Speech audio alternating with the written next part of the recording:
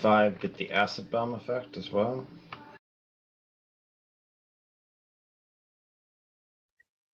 I will apply the power attack with fuse, okay?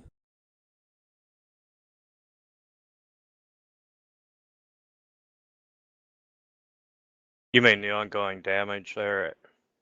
Yeah, doesn't he get that? I don't have that set up in my effect. I mean, it does the initial and it classifies it as acid, and I've just got another button I can put. I thought you had another ongoing thing for acid damage that you had set up. You've been using it in the past, I thought. No, I don't think so. Winter puts it on there sometimes. Oh, okay. But I don't have one set up. I mean, I've got a button.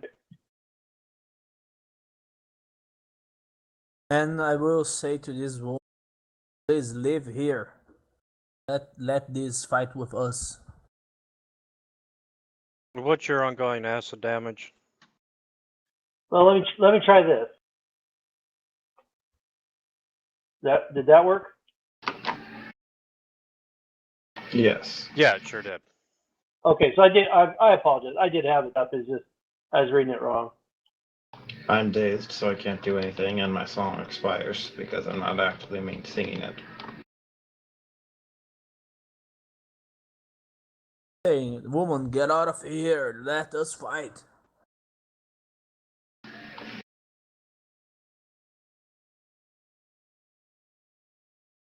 Opportunity?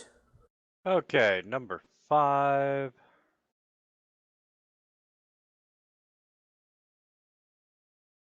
Is going to do a full attack on Eric.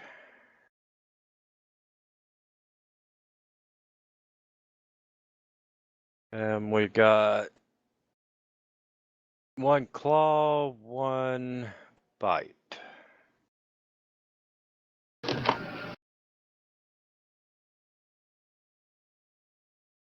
And Eric, would you like to do a reflex save? A reflex save, what am I saving against? He's trying to do a trip.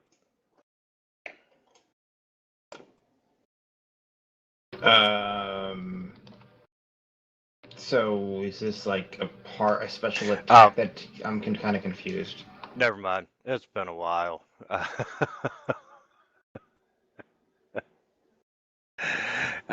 Yes, it's CMB against your CMD. Okay, Sure. so do they have an ability you didn't mention earlier that, like the wolf, that allows them to trip on an attack? With the bite attack, you run the risk of a trip. Okay. So I fall prone to the ground.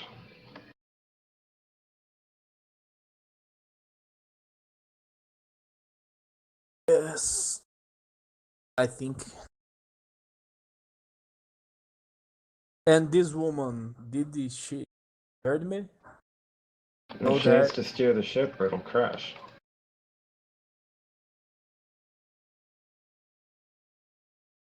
And number 19 is going to pounce down off the deck and do a full attack round on Sith. Don't you have to move at least 10 feet for a charge?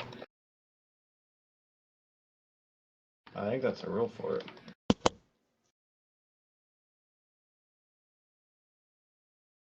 And he would get a charging bonus. You must move at least 10 feet for a charge. Is he moving at least 10 feet?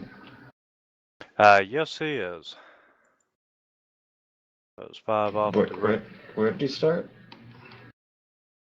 I'm gonna put him right there. That way we're definitely within the 10 feet. Okay, but you also have to charge to the closest square that you can attack the opponent. Then that would be there, because he was on the railing. I thought he was like moving Sith from him. I thought he was like there or there. Was he not either of those? Yeah, he was there. Okay, so if he's there and Sith is there, then wouldn't he have to charge to that square that's the closest square to attack Sith from? But then he can't charge there because it's too close.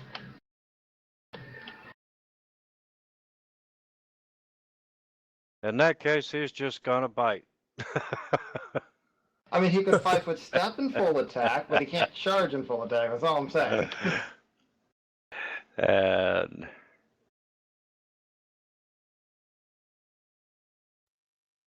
Little rat bastard. Yeah. It's not looking good, man. and he's gonna take a 5-foot step and try it again at Poppy.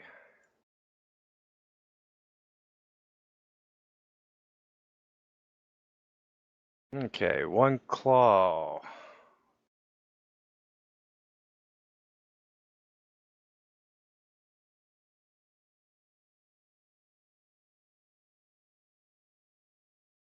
And Poppy, you are dazed, sir.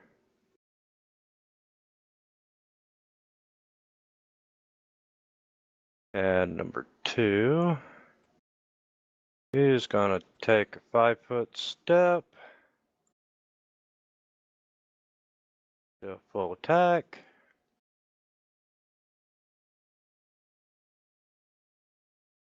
One claw, one Not bite, good. 2 claws, 2 claws and 1 bite.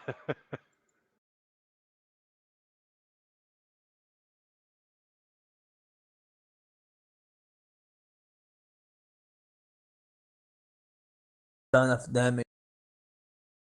That's okay.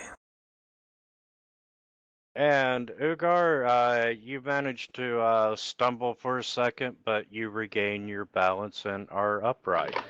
I believe I have a restore protection It's an extra +4. +4, yes. For Yes, being at the against trip.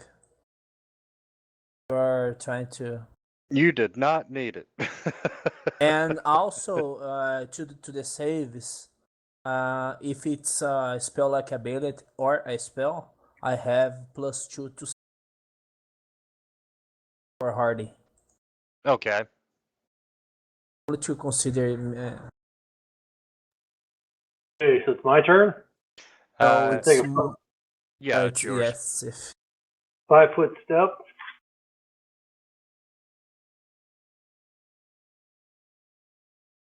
I'm gonna retarget to the guy closest to me. And I'm gonna do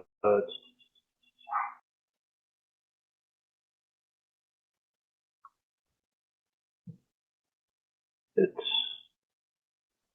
damage. Yeah, apply that effect. And then move on. There we go. And mark off my ball. your inspiration, it's only one turn. Me? Yes, your I inspiration. have to be able to sing to use it, and since I'm dazed, I wasn't able to do anything. So it fell off. Haven't used it in. Oh, no.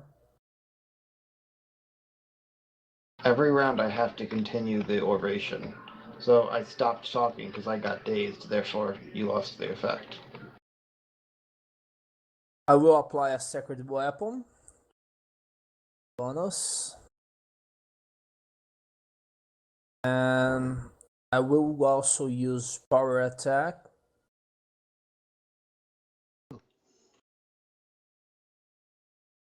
Applying the.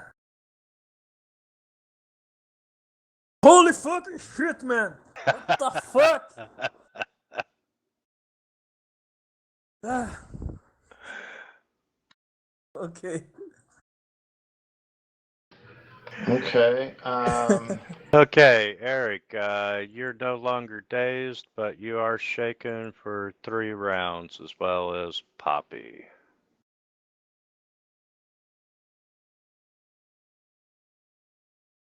My dice today are terrible, man.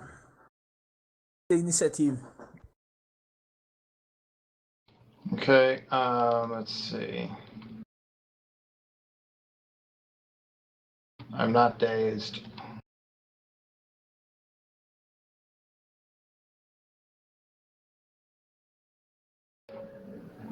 I am going to. Let me check the exact wording of this.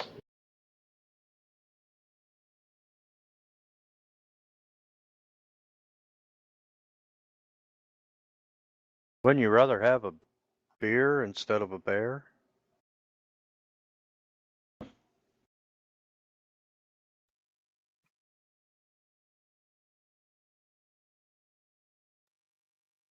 He needs a bear.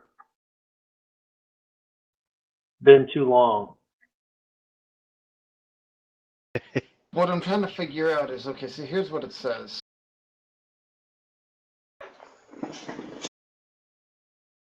I'm trying to figure out if I can declare myself to be fighting defensively, then stand up, provoke the attack of opportunity, and then attack with the -4 penalty, or if I have to take the attack before I stand up if I'm fighting defensively, or I have to stand up non-defensively and then say I'm fighting defensively, which kind of defeats the whole point of fighting defensively in this context.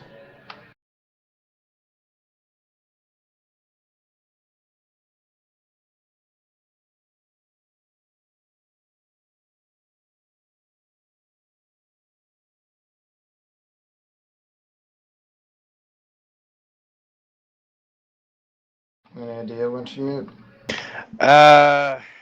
You know what? Basically, it's kind of a question of saying, let me put it this way. Let's say I was down there, and I want to say, I want to. No, I guess in that case I could still move up and then say I'm fighting defensively. I'm trying to fight defensively from the start of the round, but I don't know if that's actually a thing, because it doesn't say that like it does for power attack. It says as a standard action, which makes it sound like I have to stand up non-defensively, and then I can do that. But here's the weird thing, right? It's like if I attack and then move away, I keep the AC bonus. But if I move then attack, I don't have the AC bonus during the move, right? It's like the attacking first seems like it shouldn't matter, but it does. That's the way that I read it.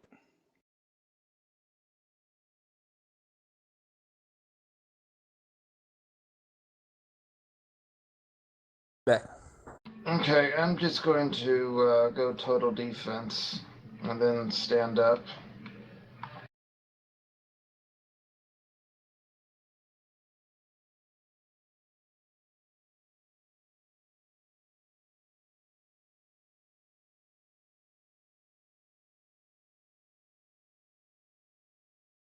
Is -5 not taking an attack of opportunity?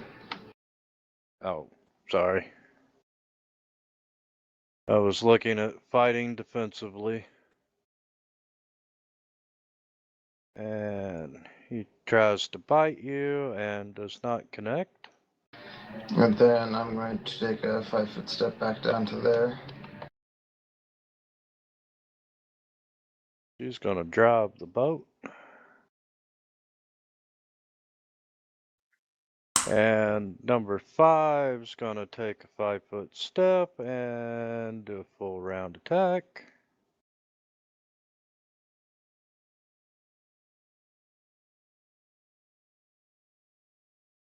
And he got you with 1 claw.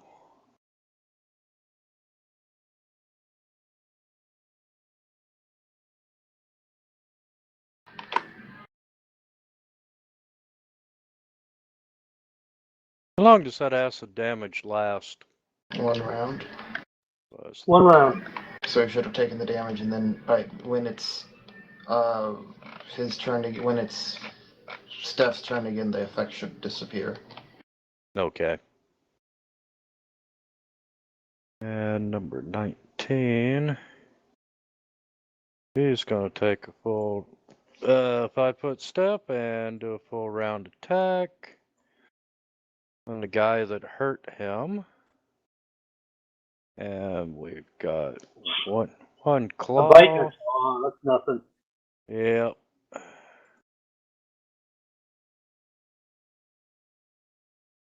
Are you on the combat track? I say that now.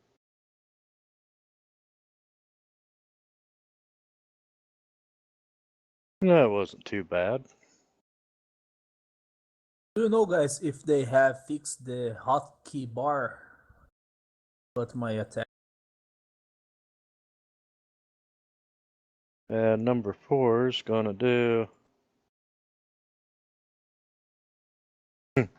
He's gonna attack himself for 4 damage. He's gonna do a full round attack on Poppy. Nope. And Poppy. That creature really wants to hit you. Guys, do you know if he lost war? Have they fixed it? You can drag the effect from the feet down to the hot bar and then apply it. I mean, you can, but keep in mind that if you do that, whenever you update the effect, it's not going to update on the hotbar. And Okay. I don't even use the bottom bar as a result, but you can if you want to, I'm just warning you. If I change in character sheet, I have to update it. Same, Yeah, Correct. same then. that's Same why then. I just keep it open to the actions tab on my character sheet, and then I just use that.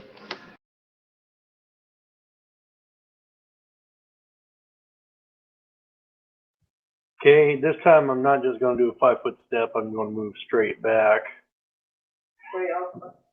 to there, and then I will throw a bomb. That's going to hit, and then it's going to be take that and that. And move on. Slowly but surely.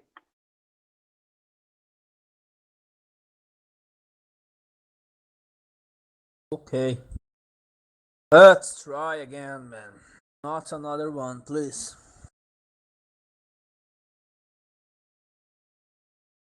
Sacred weapon.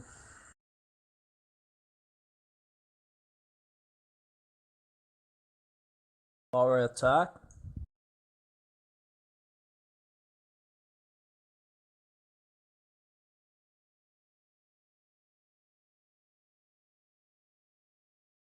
Finally. Good hit.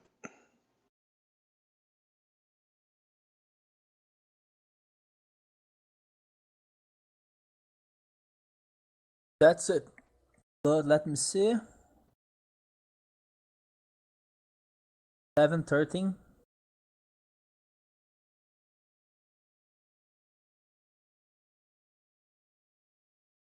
Is that right? If there is 1 point of damage from divine sacred weapon that I have not applied. I have +7 in the weapon. Let me check. What's your strength right now? 6 for the power attack. But I will remove this divine because I believe it's not applying correctly from the sacred weapon back.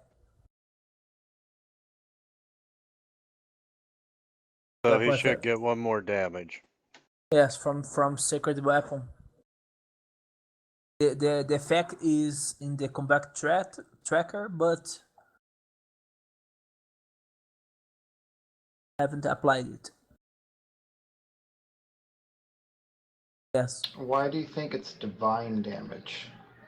Because they say the description of the power. And you're looking at what? The sacred weapon? Sacred weapon, yes. Okay, where are you seeing that it's divine damage? I don't see that there. Power and faith.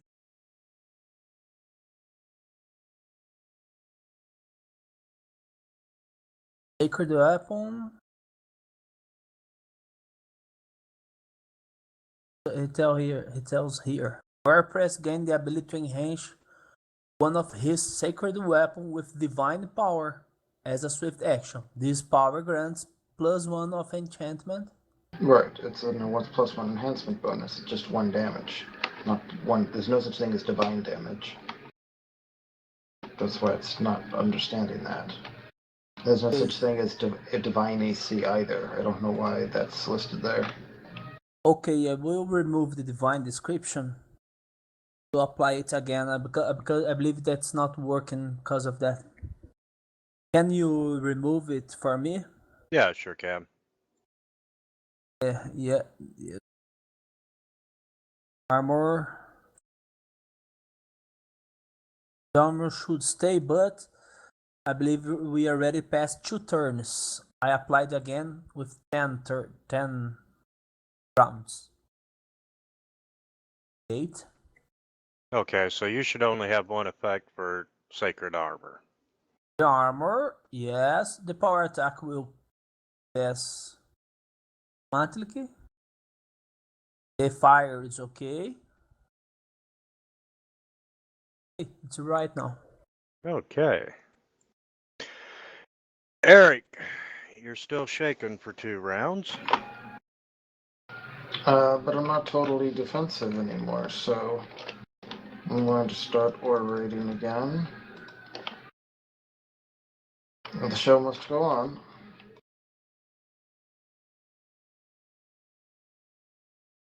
And then I'm going to try to prove this point to this Vunith 5.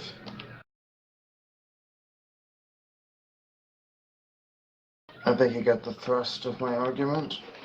I think he did as well.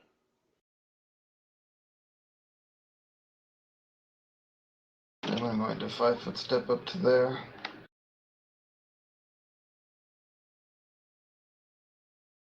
And she's going to drive the boat.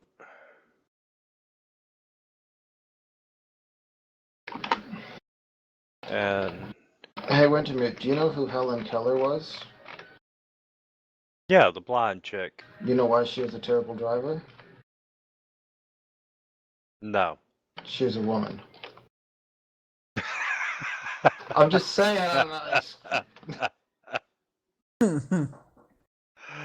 Oh, that was good. And let's see.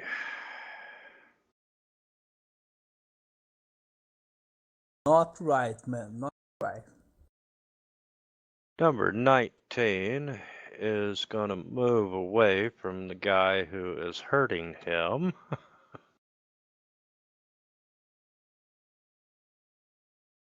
And apparently towards someone else who's going to hurt him. Absolutely. Would you like to take an AoE there, Eric? What is he doing? Sorry. He moved away into your. Just moving next to me doesn't provoke, though. He has to move into my threatened area and then keep moving. Ah.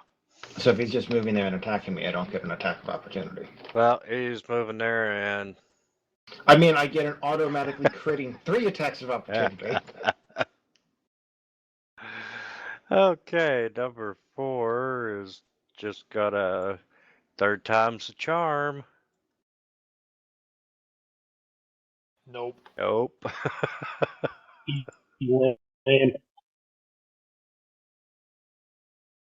I'm not tripped, am I? No. No. Because my character. I don't know. You tell me. Have you taken any mushrooms? No. If you have some, share. Not in this way. I mean in the game, man. Okay, number 2. See what we can do to Ugar. Not a damn thing. All right, Mr. Vicodin. Strictly speaking, by the Okay. way, for Ugar, his AC1 Sacred Armor this doesn't matter right now, but I'm just mentioning this, right? It doesn't apply to touch AC or CMD, which is what it is doing right now on this. Just as an FYI. Okay. So the best way to handle that probably would be, instead of having AC1 Sacred Armor, like find out what his actual armor AC is on the combat tab, and then make his Sacred Armor, like let's say he has full plate +1 or something, I don't know, for 10 armor AC, make his sacred armor 11 armor AC for 1 higher, because they don't stack. But that way it doesn't apply to the combat maneuver defense or to touch AC. Sacred armor don't stack if I already have a full plate +1. No, I'm saying that right now the effect itself is effectively giving you like +1 dodge AC, so it's benefiting your CMD and your touch AC, which it's not supposed to. Oh, okay, because So I'm saying if you made sacred armor be like AC 11 armor, because right now you have 10 armor, right? okay. So it would basically overwrite the 10 with the 11 and give you +1 armor AC overall, which is all you're supposed to get. You're not supposed to get the benefits to CMD or touch AC or anything. Like that. Yes. For now, né? For now, because it depends of if I choose anything. So you just gave that to the Vunith. So Yeah. he's gonna be a lot harder to hit. Okay. I gave it to the monster. Oh, sorry. I tried to change to put it in the chat. So the AC 11 armor overrides the 10 AC armor on his armor sheet from his the combat. inventory. Yep. Okay. Yes. Same I way will that put shield it overrides is- shield, natural overrides natural, deflect overrides deflect. So again, please remove it from the monster and from me. First one. No, the One. monster's keeping it. No, man. You know, no takebacks, he says. No, take back. Okay. You can reapply. Yes, I will reply. I got your point. They should allow something like a AC1 armor plus or It one would be plus. nice, yes. But there's several problems along those lines that Fantasy Ground still has. Like, Yes, for yes. example, right now, you have 10 decks, right? Huh? So if I gave you an item with plus 50 dexterity on it, how much AC would you gain? Yes. How much would you gain? Sorry, can you repeat? If I gave you an item that gave you plus 50 to your dexterity modifier, how much AC would you gain? Almost none because I'm using an armor. That's correct. Fantasy Grounds will say you gain 50, though. It doesn't check that against your maximum stat for some reason. From the effects. On your character sheet, if you put your dexterity up to 100, it'll be like, no, well, slow down, buddy. You can't actually apply all that. But if you apply it as an effect on your character, it'll be like, that's totally cool. Okay, I got it. I got the idea. Yes, they have a lot to improve, but still better than any Oh, other I agree. I system. mean, there's a reason I'm still using it and running 2 games on it. I'm just saying that there's issues like this that pop up. Yes, definitely. And the map layers is something that bother me, man. They should have at least 3 layers so we could work. Let's see. Okay, Ugar, would you like to attack? Definitely.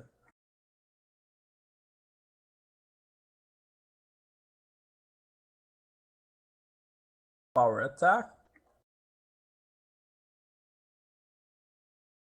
Oh, I'm more confident. Oh, that's it.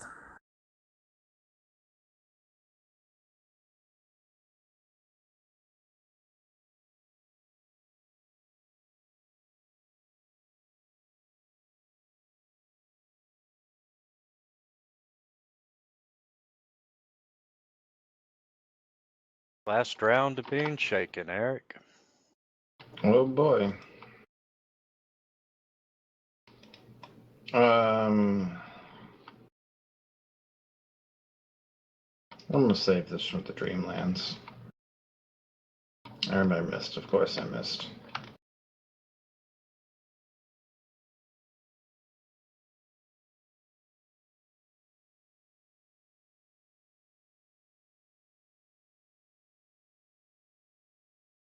Okay, he's just gonna drop to the floor.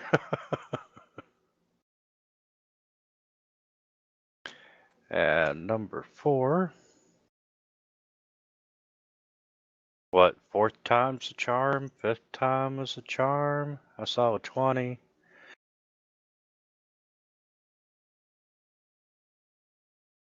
Okay, did not confirm a crit on the bite.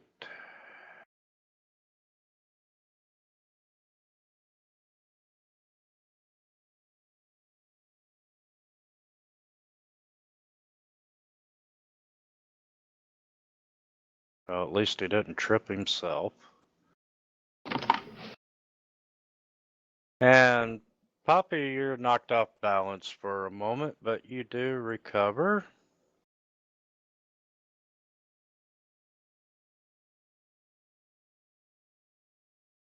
Give me a second.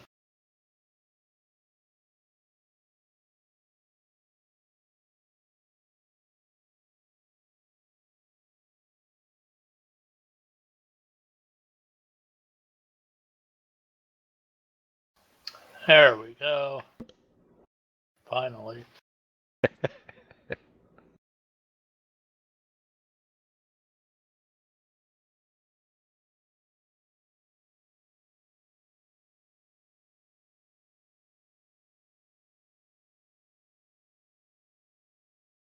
Anything else you want to do? No, sorry.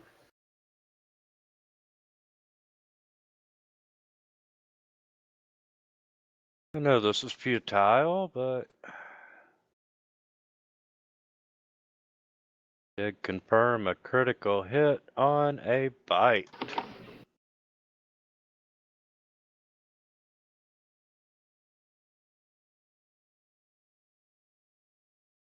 Luck, man. 10 points, that was all I got. I have +4 too.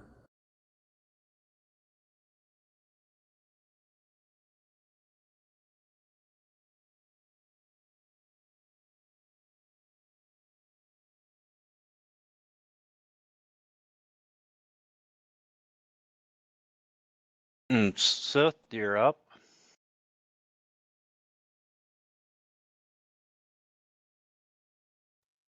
Okay, I'm going to move. I'm going to move 1, 2, 3 to there. And I'm going to use a longbow. And miss. Okay.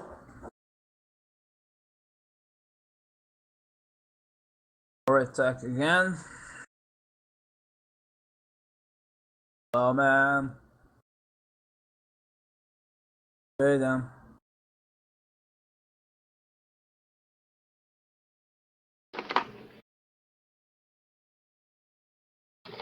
I'm gonna go for it.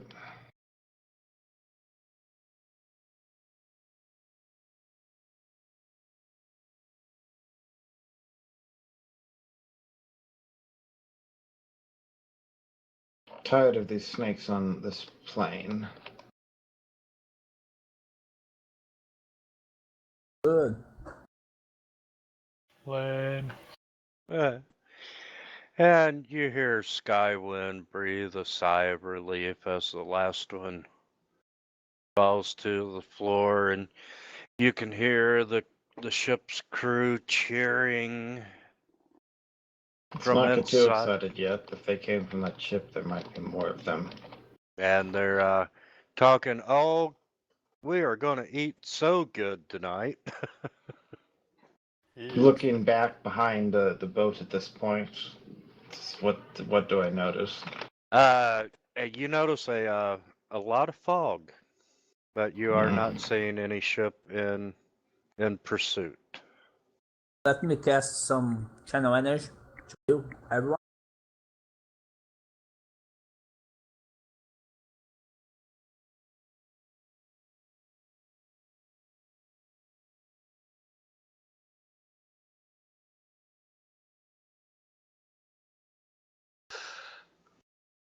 Okay. Okay, and I'll burn a Cure Light Wounds on Ugar, unless you want to use one of your own. Oh, no, I can use one of my. Okay. My favor. Favor can hear.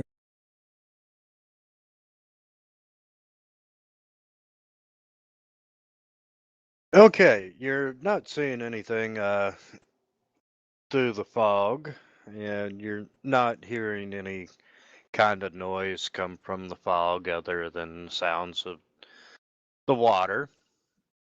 And the deckhands come out and they start grabbing these creatures and, cutting them up for dinner.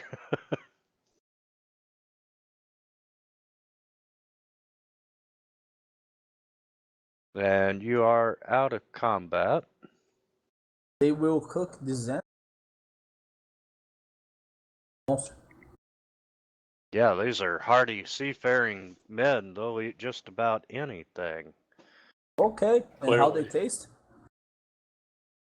I asked them how they taste. Well, Okay, not these bad. are intelligent creatures, right? Like they're not animals; they're magical beasts. They are Right. not from my race. They are not from our race. That's not cannibalism. So, fuck them. Well, anyway, the scholars come out on board, and they're just talking about all the excitement that just happened, and thanking you all for preventing this attack or stopping this attack. Like we didn't exactly prevent it.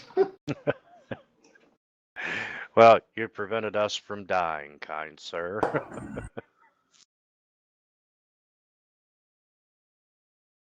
And by now, the village of Ilmarsh is off in the distance. Ilmarsh or Hillmarsh? Ill. I thought you said Hillmarsh. I'm like, well, that's an interesting name. And Guys, there's like a swamp here, but it's not like a flat swamp. It's like kind of ups and downs. What do you think we should call it?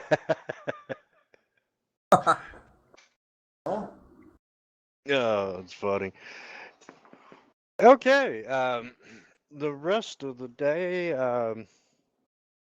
just passes uneventfully. And, they bring out these Beneath dinner plates for everyone. And you find that surprisingly, it tastes like chicken. if you don't, add more pepper. Absolutely. So, is Okay. there anything you all want to do while you're traveling, or? And I assume I just go back to studying. I will take a dwarf pipe, go to the front of the ship, start to smoke.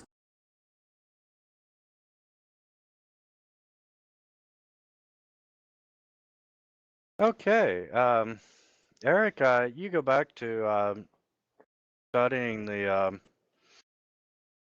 Dreamlands excursion, because you know that logically the next step is to find out what Count Laos really does know and to follow in his footsteps.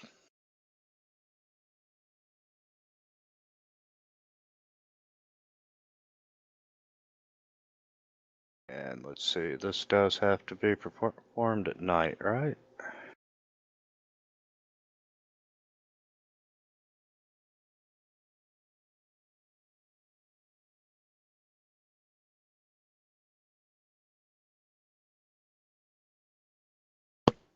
Okay. Um, first trip into the Dreamlands, guys? Go ask Sure. to guys if they have some hobbit halfling herbs to add to my pipe.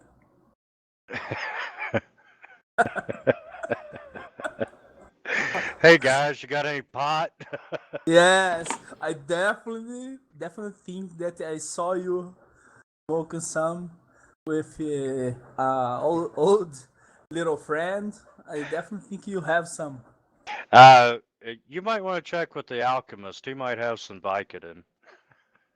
Yeah. Okay. Okay. It's roughly, let's say it's 10 o'clock at night now, and Eric explains to you that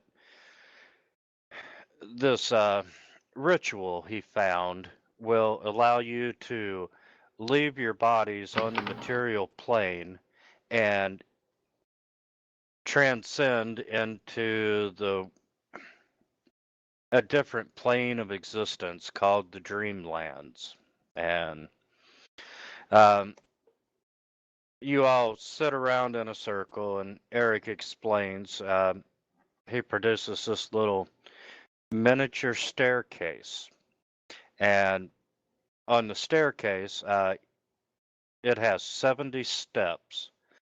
And he explains that while while you all are casting the ritual, that in turn you pass the staircase to the person next to you, and they run their fingers over all 70 of the steps. And each time that the staircase comes around again, it feels heavier and it looks a little bit heavier. And after several rounds of this, when the staircase comes back to Eric, it's extremely heavy, and he drops it on the ground as soon as his incantation is complete. And this portal opens up in the deck of the ship, and you can see stairs leading down. And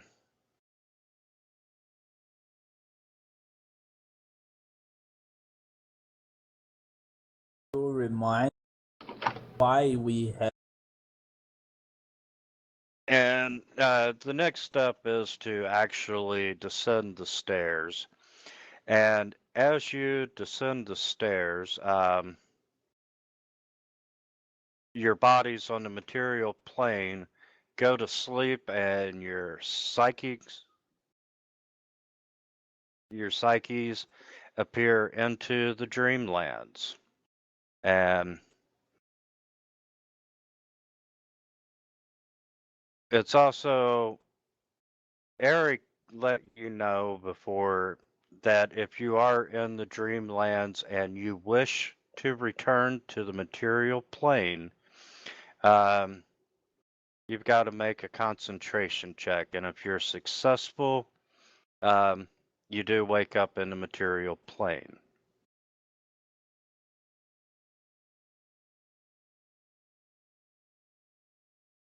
And as you all step down the stairs and get transported. And can you remind them of the rules for what stays in the Dreamlands and what doesn't? I'm going to cover that here in just a second. All right. And you feel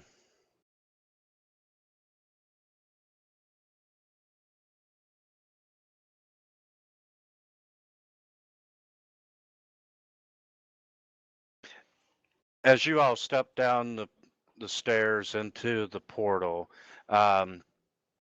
every time you cast the spell, it comes with a cost. And this time it cost each of you 8 hit points. Every time you cast it, you take 2d6 damage.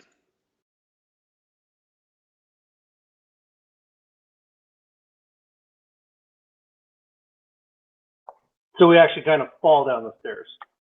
And yeah, pretty much. Okay, let's discuss a little bit of the rules about when you are actually in the Dreamlands. Any items you find there, you can use and so forth, but when you wake up, you no longer have those items. They do not come back with you to the material plane. However, the next time you go back into the Dreamlands, you do have those weapons with you again. And for stuff that you find in the Dreamlands, I will mark it so you know what you can use and which plane you can use the items on. Does that make sense to everyone? I think And so. how about Yep. the damage taken there does not convert back to real damage on the real plane, right? Let's see. Dreamers do not incur any lasting penalty for injury or death. Let's see. I thought death actually caused a problem if you died in the Dreamlands. Haven't we slept yet?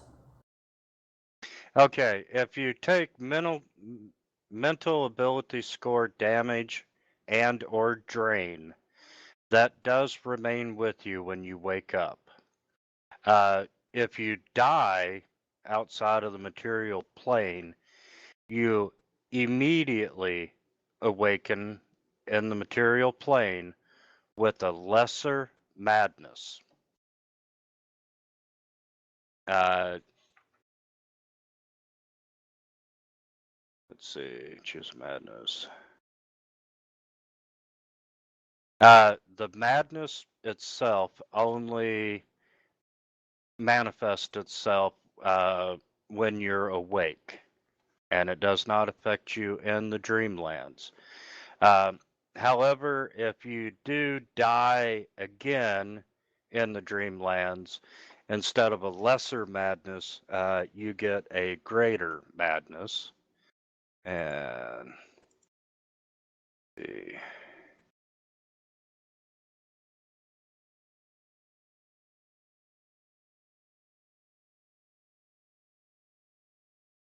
So you can go batshit crazy by dying in the Dreamlands. What happens to if we cast a spell or use a daily power or something in the Dreamlands? Does that count when we leave the Dreamlands?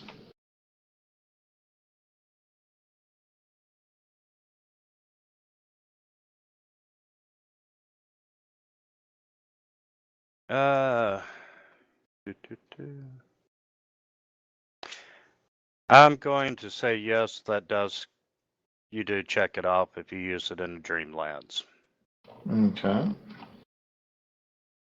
because it does not specifically state otherwise.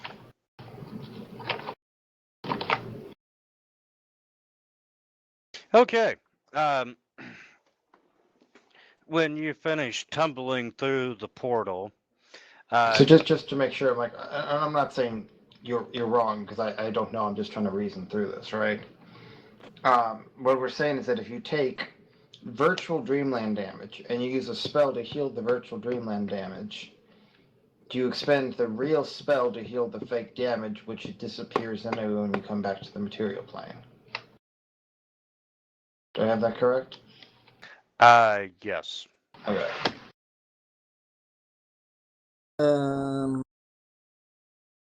Two things. Haven't we slept yet? Can we what? Haven't we slept yet? No, this is the nighttime of the same day that we're trying to go It's into the Dreamlands. same day. Okay. Yeah. Another thing. Protection for evil or something like that. It be useful? Would it be useful? Magic circle against evil or protection. Protection from evil on some people would be potentially helpful if we thought they were going to try to do any kind of possession or something. Or mental charm, dominate, etc. Have one. And last and most important question is, I don't really remember why we are here. I forget from the last session. You're following in the trails of Count Laos. And Yes. you know where he's headed. You have information that he met with the Mad Poet in the Dreamlands and he had to acquire some items in order to get the Mad Poet's help.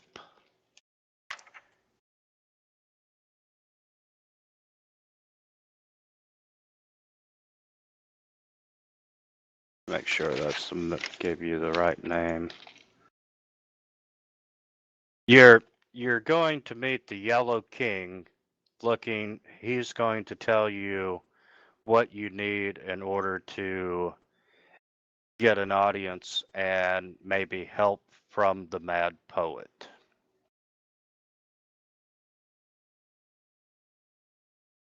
And when you Hang on, the Yellow King, I thought the Yellow King was like Hastur or something, or one similar thing. He is part of Count Laos. The Mad Poet was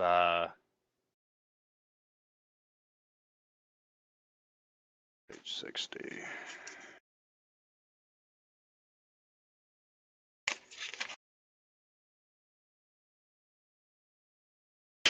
Yeah, the Yellow King is kind of a fragment of Count Laos that got left in the Dreamlands. But he's still living in the. And let's see. The Mad Poet, I believe, was the follower of Hastur. Lord still living in. You're sure that the King in Yellow wasn't Hastur? Because I thought that was the whole thing about it.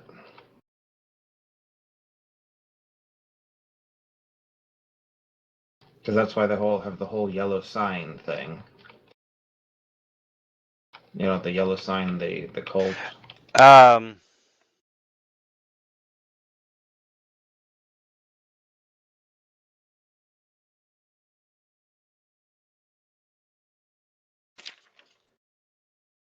Let's see.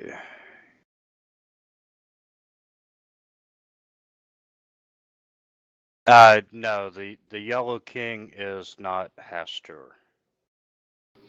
What's the difference is there a difference between the Yellow King and the King in Yellow?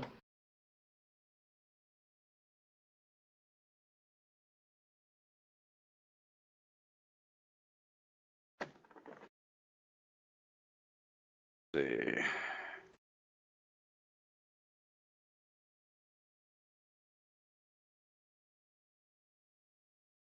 Count Olaf.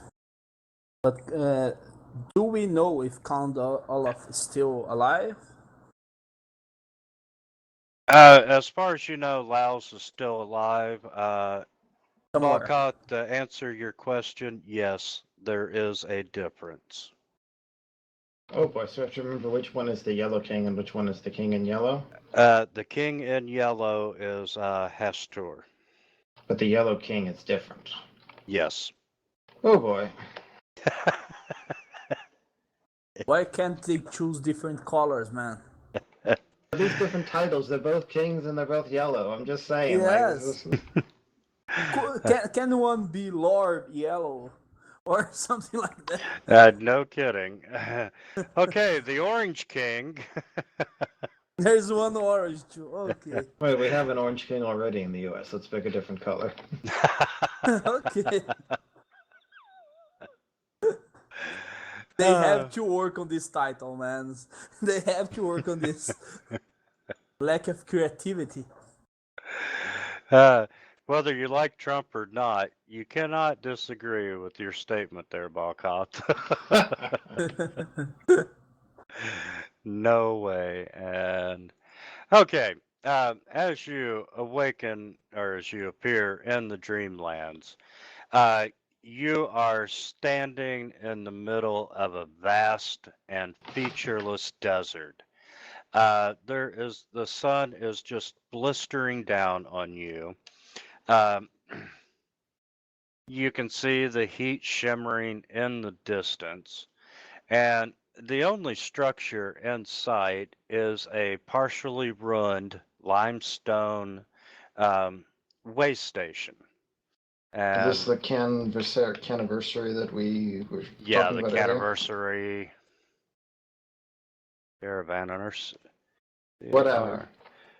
What kind of building? Sorry. Okay, yeah, so here's what the notes are. Yeah, so Star Stellar are magic creations used by Hastur cultists to offer sacrifices to the King in Yellow. So the King in Yellow is Hastur, and the Yellow King is something of Laos? Yes. Okay. And you'll find out what he is about Laos here in just a second. This building is made of thick stone. It's cracked and crumbling with age. The doors are, they're 3 inches thick, and they've been magically hardened to the density of stone. And let's see. That's a new word, man. Have to translate it. Caravansary? Yeah, that's a one. Obviously, you never played Civilization, or you would know about that. I've played Civilization, but I don't remember every word. Just It's also because an of endless the- legend. Yes, it's a big hotel for caravans. Usually it ends with a Y, though, instead of an IA or AI. Either way. I gotta say, Pathfinder has taken me to the dictionary more than any other game. Yes, And should. let's see, who the or hell is to both dictionaries, English and Portuguese sometimes. Poppy, Sith, and Ugar?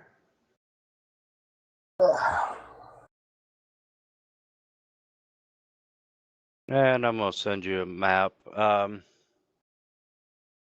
Dreamlands, man. I never got to Dreamlands in Pathfinder or Dungeons and Dragons. Never. I already got to Hell, to Heaven, to Elemental Kingdoms. Never to Dreamlands.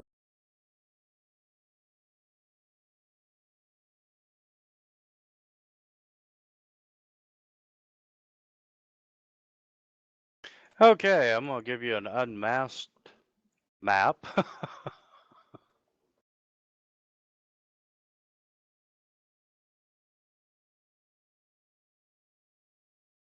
And you can see that the stone building is made of the same pale tan color as the desert surrounding you. You see a single wide entrance large enough to admit laden mounts, piercing the north wall of the structure, and it opens up into a central courtyard. The northeast corner of the building is wholly collapsed. You can see drifts of sand and weeds, indicating that the building is long abandoned.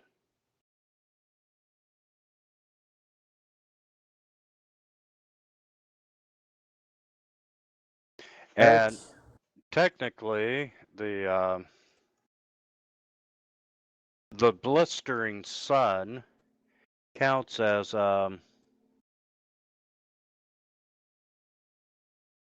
severe heat. Environmental rules.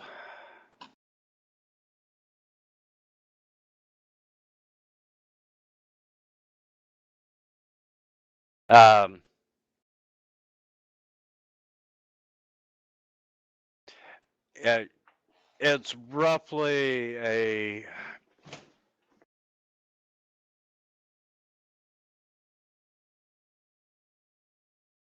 It's roughly 110 degrees Fahrenheit and 43 degrees Celsius for those metric among us. Yes, better. And 43 degrees Celsius, I know what that means. Really hot. and from this point forward, when you're out in the desert, every 10 minutes, you've got to make a DC 15 fortitude save, or you take 1 to 4 points of non-lethal damage. Characters wearing heavy clothing or armor of any sort take a -4 penalty. So if you're wearing like leather armor or padded leather armor or whatever, that's the same as wearing full plate? Yeah, it says heavy clothing or armor of any sort. Okay then. However, So basically I should just go naked and that's somehow better? I'm just saying, like, that doesn't really seem to be. I don't remember seeing the Arabs running around naked in the desert. They should use not totally heavy, but good isolation clothes. well, the Arabs are probably using their survival skills to receive a bonus on their saving throws. Good. And that also applies to any character with the survival skill.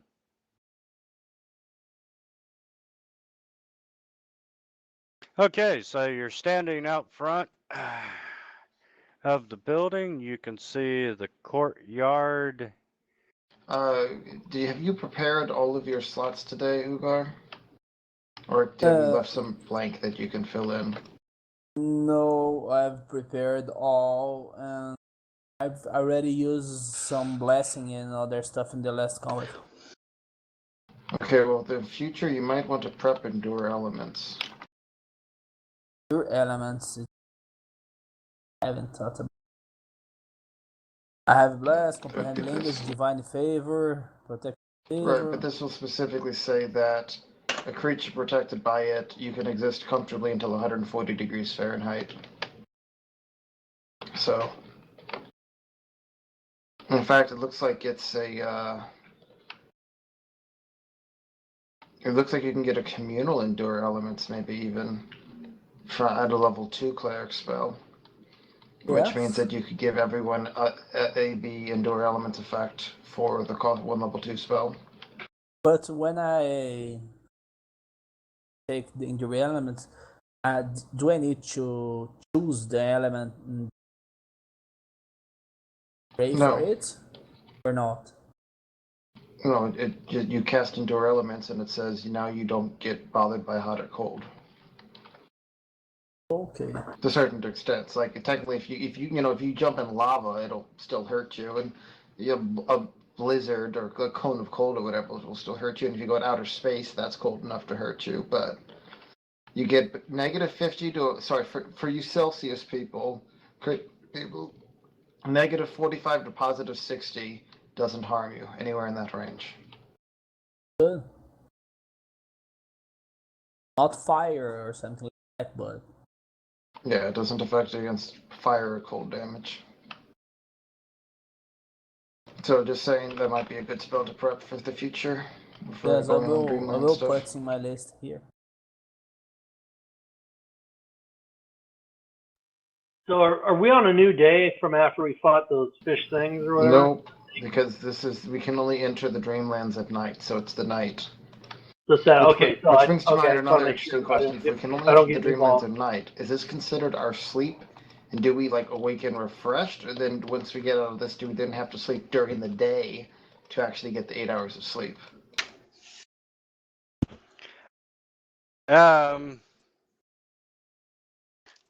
Quite honestly, the way this is structured, it really doesn't matter. Okay. Okay, you're standing out front of the building. You see an entranceway leading into a courtyard. There are a few doors in the entranceway.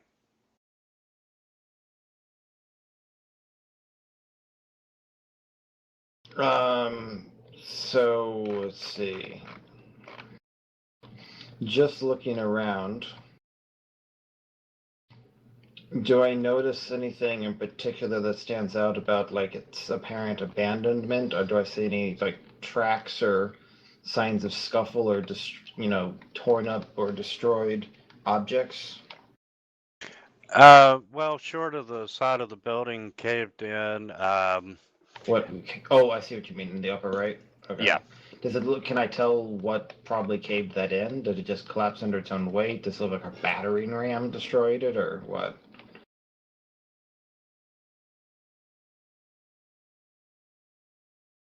You're probably gonna, just looking around and, seeing everything, well, this part's open. You figure it's probably just collapsed due to years of neglect. And you're not seeing, All right. I realize that this is the dreamlands, and thus time is probably harder to measure. But with a 22 engineering, what can I tell about how old the structure seems to be?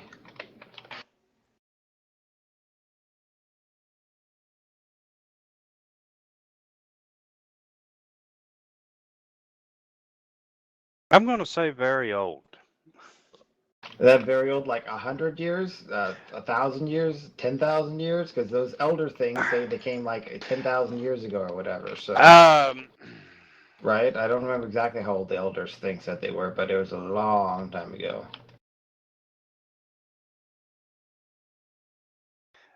Let's say it's at least several hundred years old. Okay, so this definitely preceded like the birth of Laos and everything. Yes.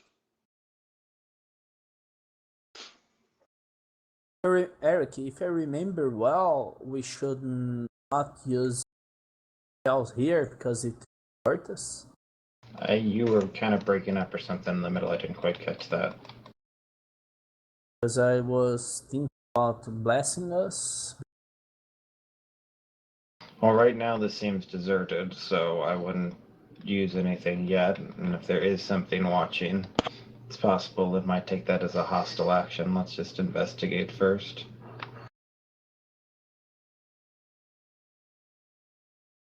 Okay, so what do you want to do? Move forward, keeping our eyes open. Well, our eyes are technically closed, but you know what? Keeping our virtual eyes open, okay? Our dream eyes. That's right. Okay, you're not seeing any kind of immediate danger. Nothing threatening. And as I said, you do see a couple set of doors off in the distance in the courtyard. You can see several stalls for the animals. There's 2 low stone posts burying. There's 2 stone posts in the middle of these empty circular bins, which doesn't look empty on the map. You do see leftover elements of straw and oats. It's the feeding troughs for the animals and so forth.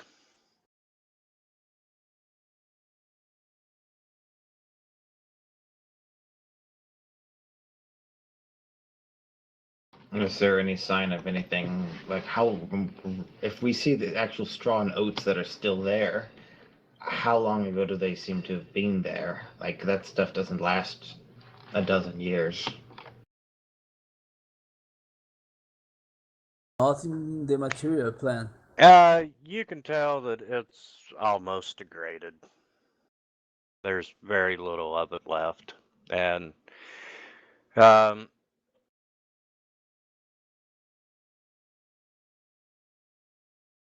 yeah, that's about all you can see from there.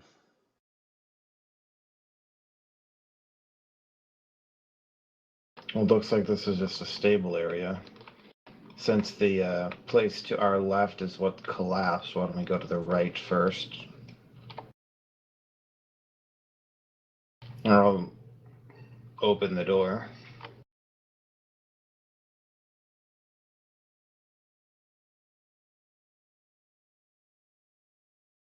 Okay.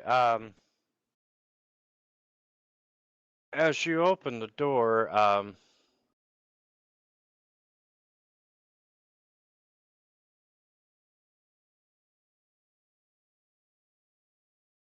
wow, I really wish they would. I know that one team writes the stories and one team makes the maps, but I wish they would talk once in a while. As you open the door, you see a decorative fountain. And these fountains are large basins, and they're being held aloft by these carvings of people that look like they're sleepwalking. And the basin is dry and empty.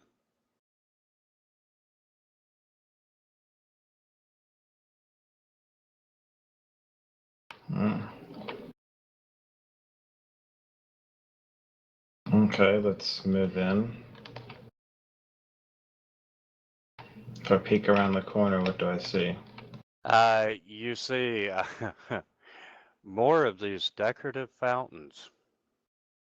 If I cast Detect Magic, do I see anything?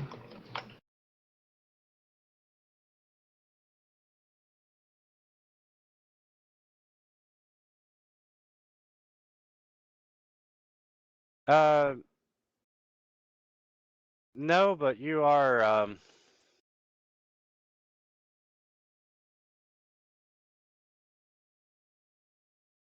no, you're not seeing anything in that area.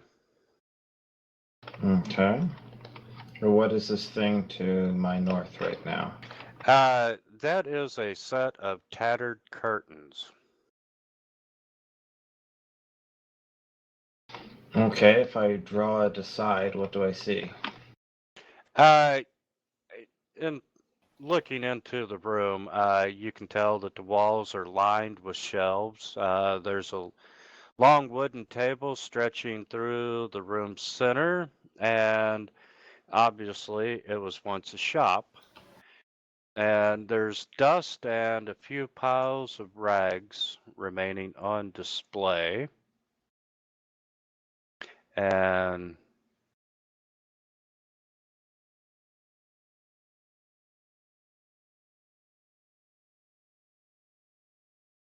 yeah, you can tell that it was a shop, and that's what you can see from the doorway. Okay, if I push the curtain aside and walk into the shop, what do I see? Up in show him on the combat tracker.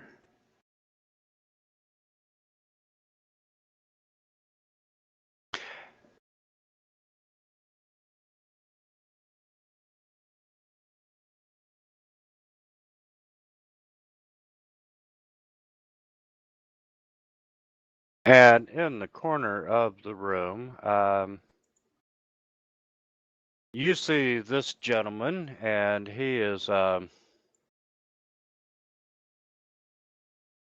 he's perusing one of the nearly empty shelves, and you see this gaunt man with sunken cheeks, and he becomes aware of your presence when you enter the room, and he turns around and says, "Welcome, travelers. I hope you've had a good journey. Um,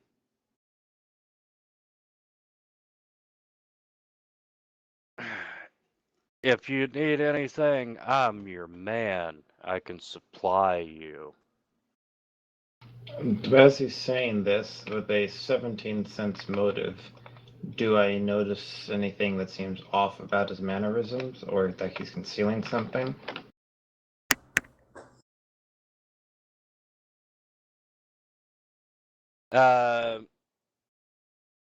No. From what you can tell, he's just the shopkeep. And can you throw a perception? You already did. There's a perception. Okay. You notice that the edges of the man's black robes kind of trail off into smoke, as though he were insubstantial. Is there a type of knowledge I would use to try to figure out what's going on here, like Arcana?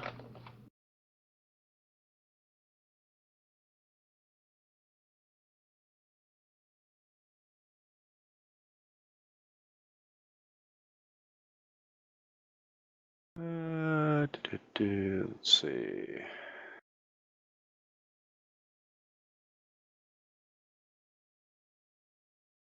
Knowledge plans, maybe.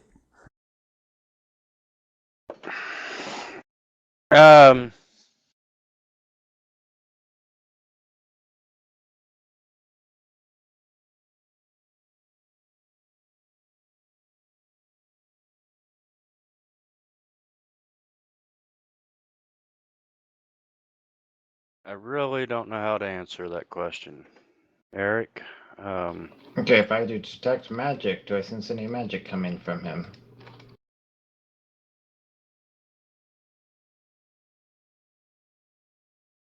Or anywhere around him?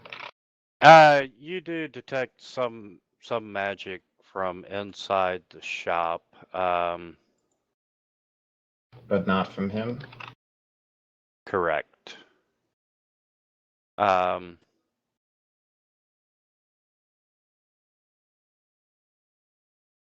And you're pretty certain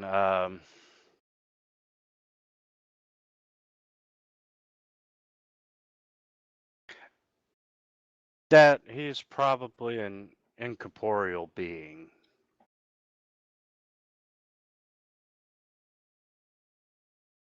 As if the smoke wasn't a dead giveaway. But he's like, "Welcome, travelers. What can I do for you? Where are you from? Tell me about your adventures." I'm gonna walk over to him, unless somebody tries to stop me. And I want to, if I walk towards him and there's no weapons in my hand or anything, how does he react?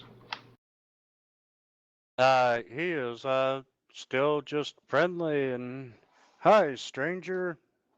I want to try to, like, put my hand, like, basically sort of do, like, a backhand sweep through his frame.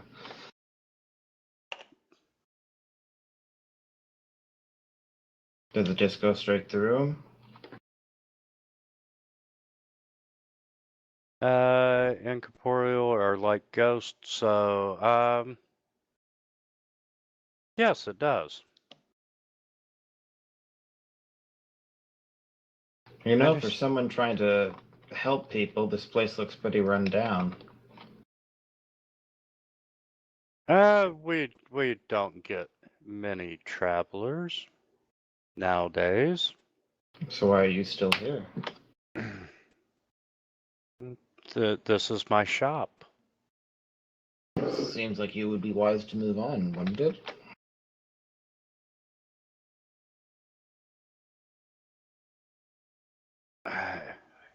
If I could. Why can't you?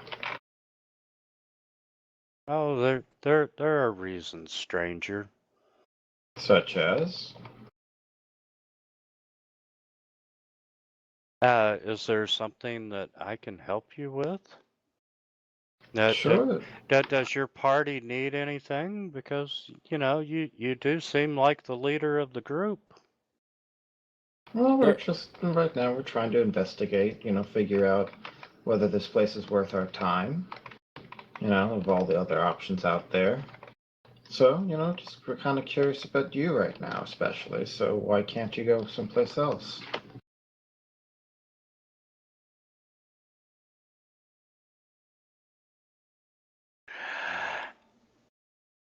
To be quite honest, I've been here so long, I don't know why I can't leave. How long have you been here? A very, very long time. Well, we were just talking to some things a few days ago that had been on this world for a few million years, so I can imagine a pretty long time. I don't think it's as long as you're thinking it is.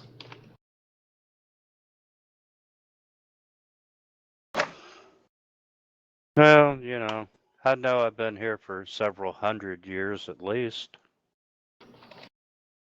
These beings would have just laughed at your claim of been here a long time, I'm afraid. I would have thought it was quite presumptuous. How I got here, I don't know, and why I'm here, I don't know. So what do you know? That I'm the proprietor of the shop, and Well, since you can't seem to actually grab anything, how exactly does that work? It's not like I can say, oh, can you, I'd like to buy that axe, hand it to me.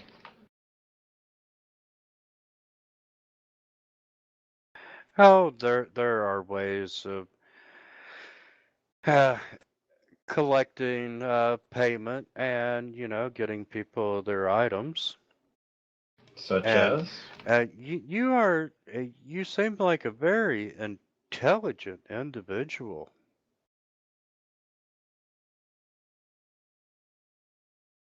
I just stare at him and wait.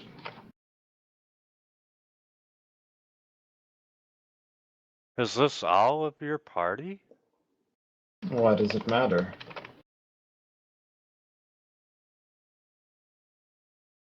I want to make sure everyone's got everything that they need. Oh, well, I think Laos is running a little bit behind, but he should be here soon.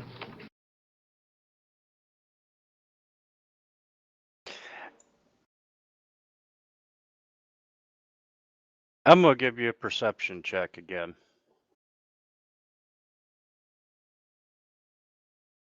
And would you like to follow that with a sense motive?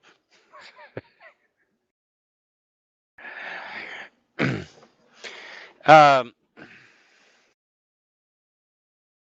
you detect a noticeable change in his posture and his attitude, and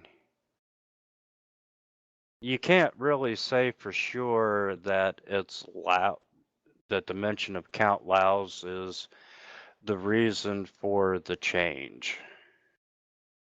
But you are aware that his demeanor has changed, and he goes, "Oh, so you're as smart as Laos then?" Well, I'd hate to brag and claim something so grandiose. But you are smart, right? I would like to think so. You seem to be the leader of this group. What does that have to do with you?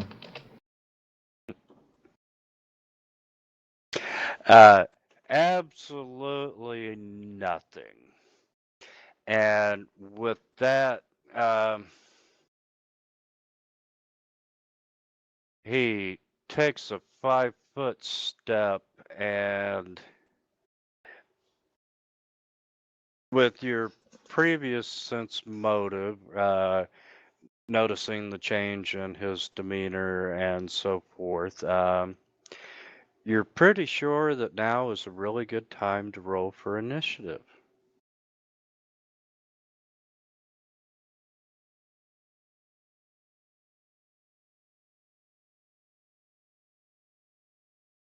There is an object shelves to be sold. Gar, you got to get some better dice. Change your dice color, Ugar. It's the only way to do it. Okay. Okay, Sith, you're kind of Let's see, Ugar's actually outside the room.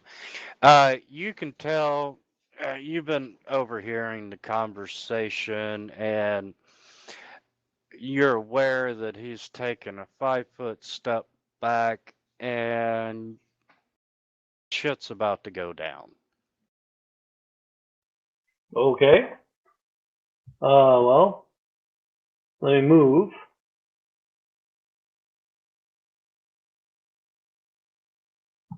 And then let me change my effect because the point blank shot goes off. Some more than 30 feet. But I will put. Is it a full round action to drink my mutagen or? I think it's a standard. I think it is too. All right, Well, I will. I mean, drink I my assume mutagen. you draw it as you move, and then you drink it. Right. So I drink my mutagen, and I think that's my turn.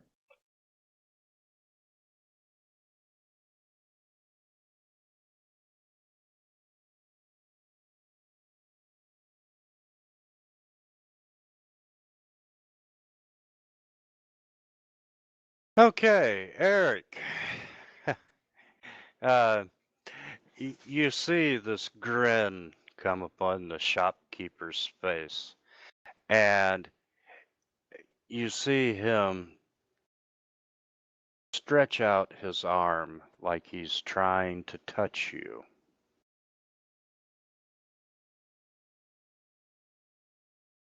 And he does manage to touch you.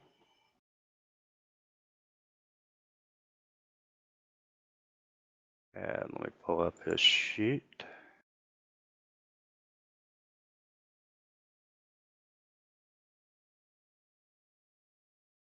Okay, first things first. He ends up hitting you with he touches you, doing a negative energy attack, which deals you. Is there no saving throw involved? I'm just saying, it's the last time I got hit with the ghostly incorporeal touch attack thing that you're like, there's no saving throw. There was a saving throw. Yes, I'll give you a saving throw. The first of many. Holy shit.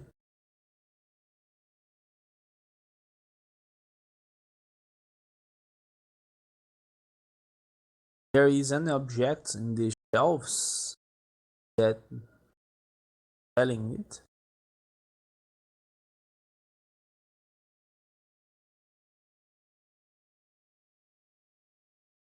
Okay. Let me look that up again.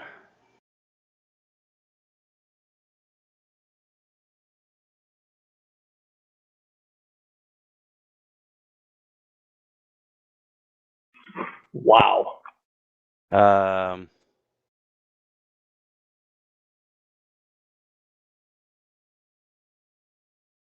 Yes, make a fortitude save.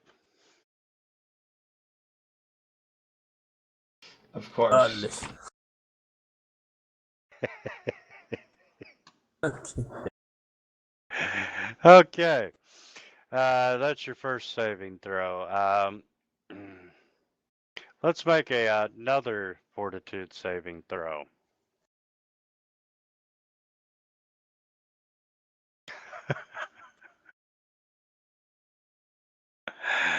Okay. As he touches you, you get these horrifying visions in your mind. And I mean, these are just awful and horrible.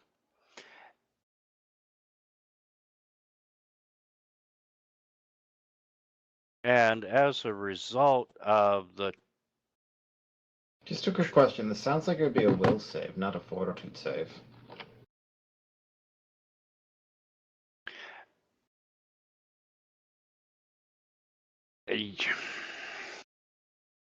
I mean, is important due to like disease and poison and shit? Let's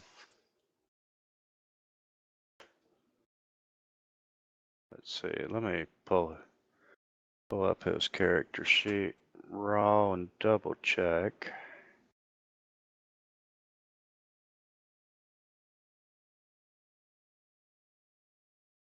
Yeah, it's saying fortitude for this. Okay.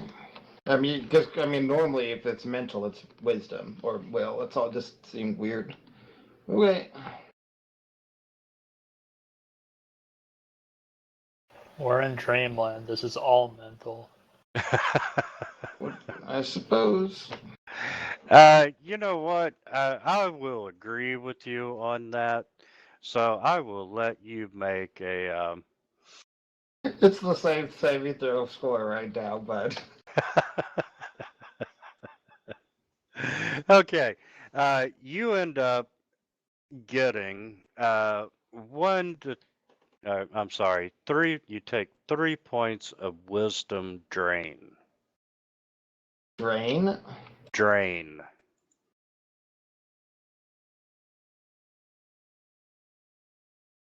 And, So like Gone Forever drain? yeah, and You're fucked up forever, Drain. technically, what's happened when he's touched you, he has cursed you, and you take 1d4 wisdom drain, and you gain the fatigued modifier. 3 consecutive saves, dispel evil, dispel dream, or remove curse will fix your damage in the Dreamlands. But what about in the real world? In the real world, you shouldn't take that damage. But you just said mental effects like will Yes, wisdom yes. did carry over. You are correct. It would carry over. Okay, so we need Dispel Evil, you said, which is a spell none of us can cast until level. Oh, none of us can cast until much later, but the earliest possible would be level 9. Dream requires at least level 9. Remove Curse would require. I guess I don't. I technically could cast it if I knew it, but I don't. And our cleric can't cast it until level. I guess, you can cast level 3 spells now, can't you, as a war priest? Yes, I can. Okay, so technically you could cast it tomorrow. Or you can do Remove a curse. 3 saves. But each time is 1d4 wisdom drain, I assume, is what you're saying. Yeah. Frequency is once per day.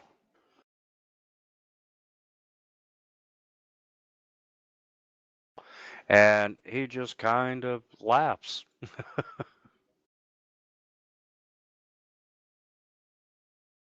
And Poppy, you're up, sir.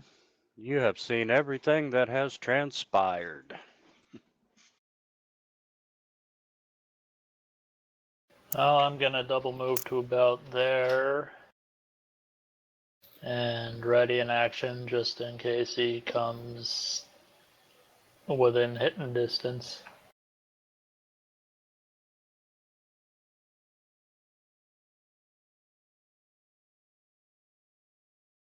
Okay, well, I think I am withdrawing the hell out of Dodge. Well, if you would have dodged in the first place, you wouldn't be in this mess.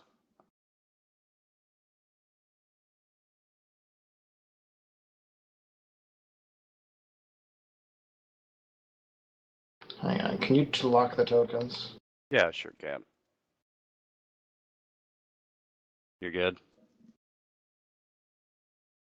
I mean, it's an incorporeal attack. I have one of the highest incorporeal ACs in the group, and mine's still only at 14. So, if he rolled a 22, I don't think anyone was dodging that.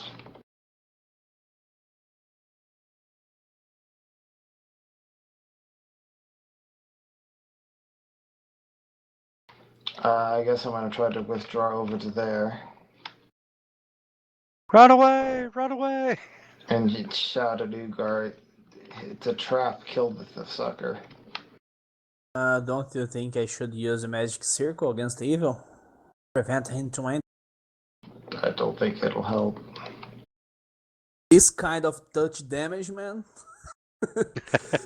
Okay, but he can still touch you. It literally just gives you like 1 AC against it. Is it worth taking up your entire round to give people 5% less chance of getting hit? It's magic circle against if they can. No, If it helps you decide, if he touches you, it's going to do 6d8. holy shit.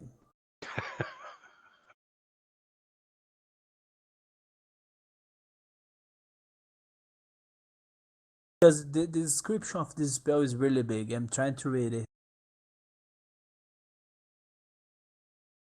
Anyone know my mind? What are you trying to figure out? I'm confused. They can, if he can enter. Why wouldn't he be able to? Won't be able. Why wouldn't he be able to attack? I mean, you'd get a +2 deflection bonus to AC, assuming this is an evil creature, but beyond that, he can still try to hit you.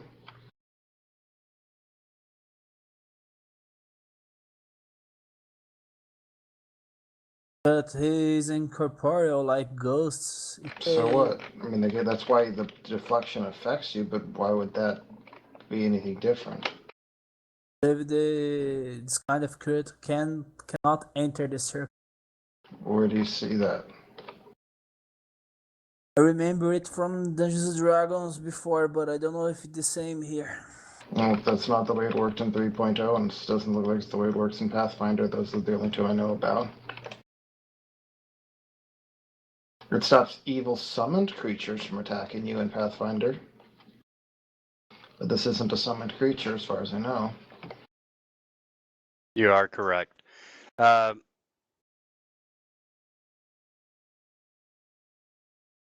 Help you guys too.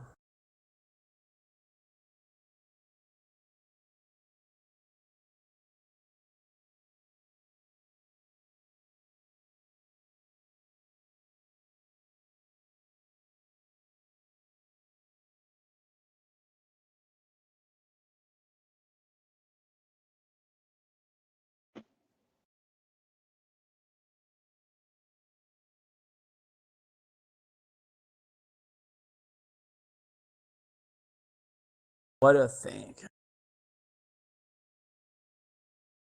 Or should I cast a destructive spell like Spear of Purity? Have really good against outsiders and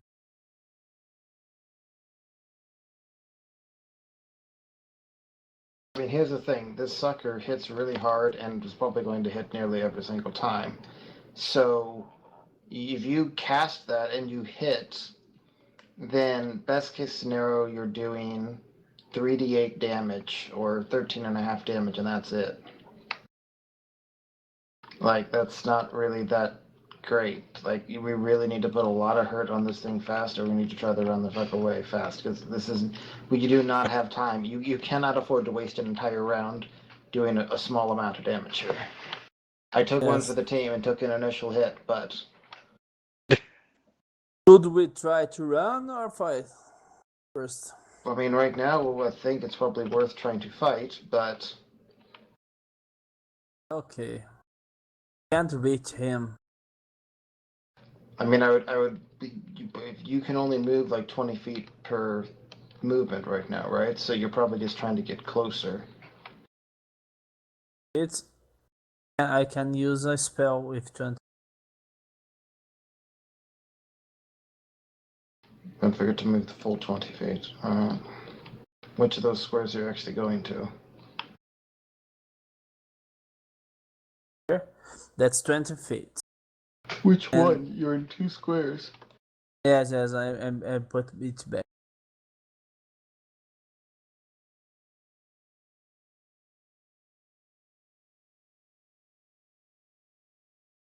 We're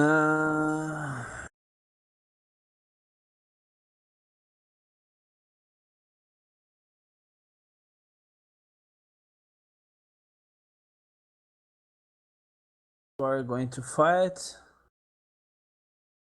I will cast Bless because it will. No, blood. Protection for evil is the best, definitely. Best protection from evil on myself first.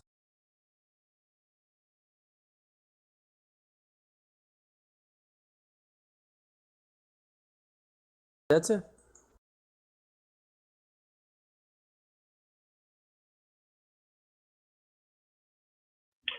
Okay, so do I know for sure if this thing is undead? I mean, we know it drained some of Eric's wisdom, but do I know if it's an undead creature or... Because I have silver and iron, cold iron arrows. I'm debating if I should use those or just use a regular arrow. I mean, I would have shouted something if. I mean, I'm assuming that if it was something like that, I would know about, right? Correct. Right. So since I didn't shout anything like that, as far as I know, there's no reason to use special arrows except the fact that you already saw me, brush my hand through it, so it's incorporeal, and unless you have ghost touch stuff, it's already going to be less effective. Right. Yeah, like I said, I just, if it's incorporeal, then, I mean, technically the bow is +1. That means you can hit it, but you still only do 50% damage with the bow, and you just saw how, like, I'm looking in really fucking bad shape right now already with one hit. So Right. this is probably a good time to whip out bombs. I'm just throwing that out there. Yeah, I mean, I can definitely throw bombs, but they have such a short range, I have to get so close to it. That's my You can just ready an action to throw a bomb once they get within range. Yeah, that's not a bad idea. Yeah, I'll do that. I'll just ready an action so that if it gets too close to me, then I'll toss the bomb on him. Good luck, Poppy.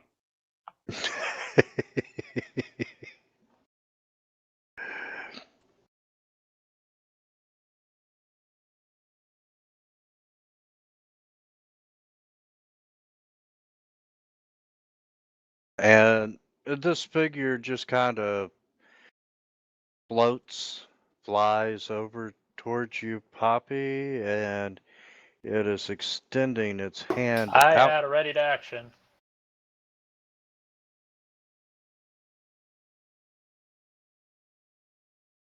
Take your ready to action. I think I'll pass.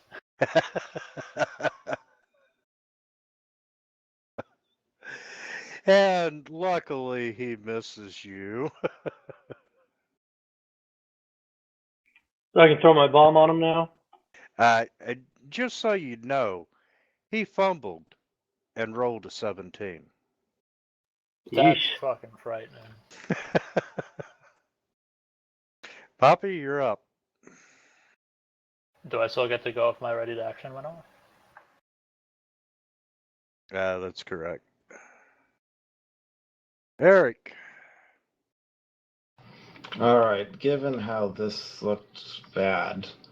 Oh, so this. I don't know this, but I do know this because you're letting us see the info. This sucker has +16 on a touch attack, and he's not missing any of us except on a 1.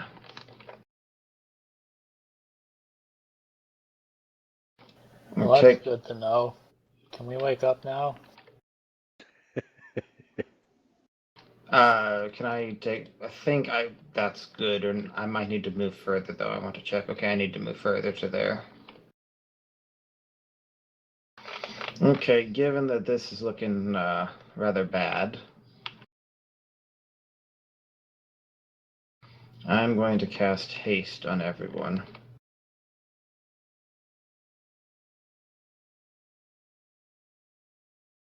Been a while since we've seen that one. And I mean, I could have 5-foot stepped there, right? Yeah. Okay, and I'm going to inspire courage.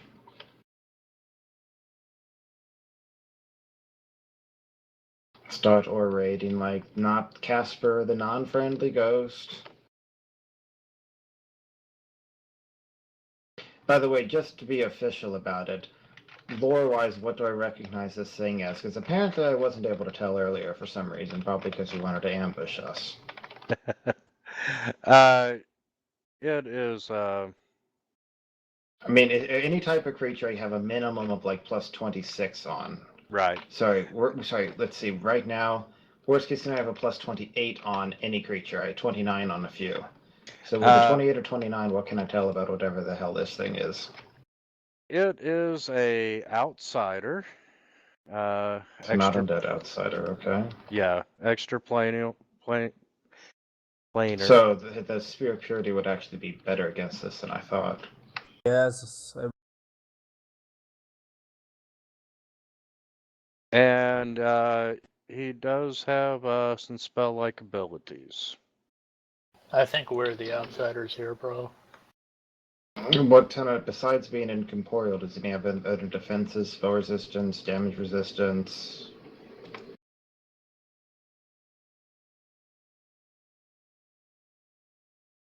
okay, I will cast the Spear of Purity. Hang on a second. He's got spell resistance, but that's it. Okay, so Besides being incorporeal. So he has spell resistance. What do I know about his, I guess, defenses, if anything? Like, do I know roughly what kind of saving throws are strong or weak for him? Like, is he particularly good or bad at any given saving throw? No, he is not. Oh, Yeah, he's really just incorporeal with a killing touch. okay, because what I'm trying to figure out here. Wait. I'm sorry. He is immune to precision weapons. That's incorporeal, yeah. Yeah. Basically, here's what I'm thinking, right? So, good news if he's an evil outsider, which it seems like he probably is, then Spear of Purity is better, but you already have to do a ranged touch attack against him and Yes. hit that. Then you have to get past his spell resistance. Then outsiders and undead both have high will in general. So, and he gets a will save to negate the blindness and reduce the damage to half. So I don't know if the Spear of Purity is really going to be that good. Then fill a bucket with gasoline. Then what, Don't you sorry? think we should try? I mean, incorporeal creatures generally have high touch AC. So you're going to struggle to hit him, you're going to struggle to get past his spell resistance, and then you're going to struggle to have him fail the will save. Like, there's 3 different things that are going to screw you over if you try to use Spear of Purity on this guy, I think. You can try it, but Let's like 3 try different one. things that it can go wrong. I have 2. Let's try one. My concern isn't you running out of the spells. My concern is all of us dying because you wasted the round. Okay, I got it. I may cast some blast and try to hit him, not to attack. You can't bless and attack. No, I can. A blessing. Oh, blessing. Is that? Can you actually do that? Are you using fervor to do that? No, I can't. I will not spend a round casting a blessing. Cast a swift action, sacred weapon, and Can you apply Ghost Touch as a sacred weapon? yes, I believe I can, but let me check it because there is something that tell that I already have +1 weapon. You can add Ghost Touch, yeah. And it's Maybe I only can. +1 bonus, like I thought. But he say here that weapon, or I have to check it. He asked for the weapon, or he asked for the bonus already be 1. Don't you already have a +1 weapon? Yes, I have 1+1 weapon, Right, but so then instead of making it a +2, you can make it a +1 ghost touch weapon.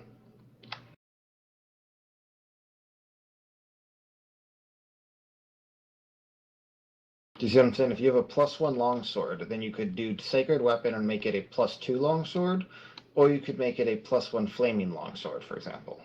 yeah, just good. Okay.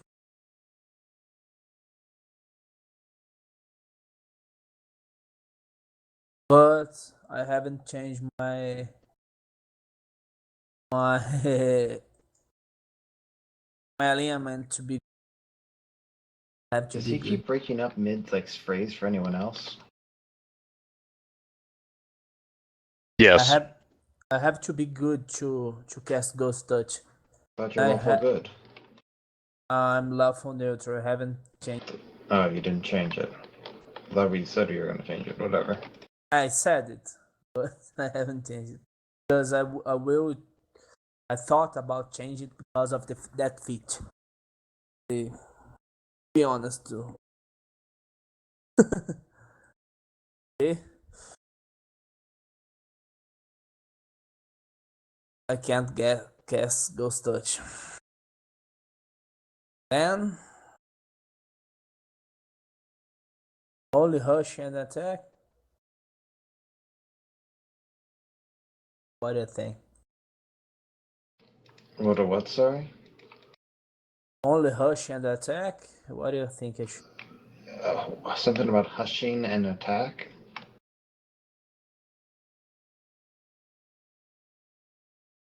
That's it. Can anyone figure out what he's saying? I'm sorry, but Can I? What do you think I should do? Only Hush and attack. What do you think? I don't know what you Rush. would... Rush. Rush. Rush. I mean, it Okay. sounds like he's saying hush, doesn't it?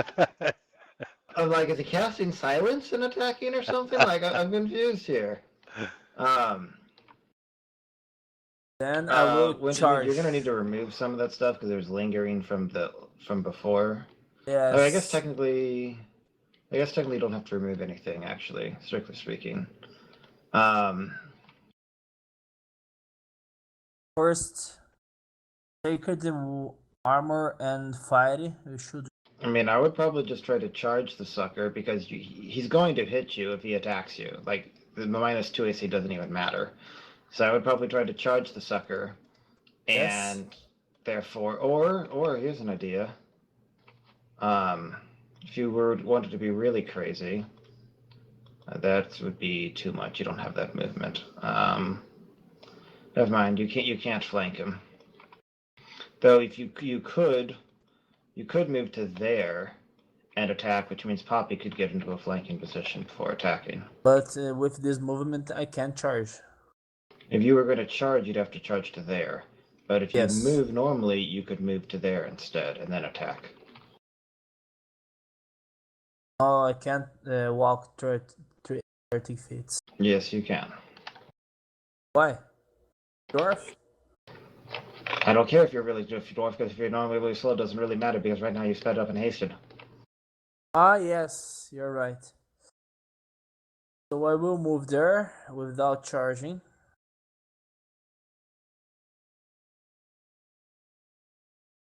But you should, GM, you should remove the 1d4 fire effect with 4 Got it. rounds and the AC11 Sacred Armor with 8 rounds. There's one with 10. That's right. They don't even stack, so it doesn't really matter. That's what I said. You didn't really have to bother removing Okay. it, but No, I got it. But just don't give that to this thing. action. And that's it, man. Why aren't you going to attack?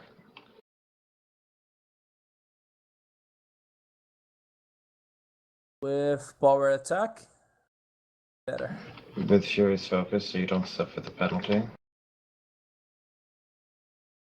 Attack. Roll it.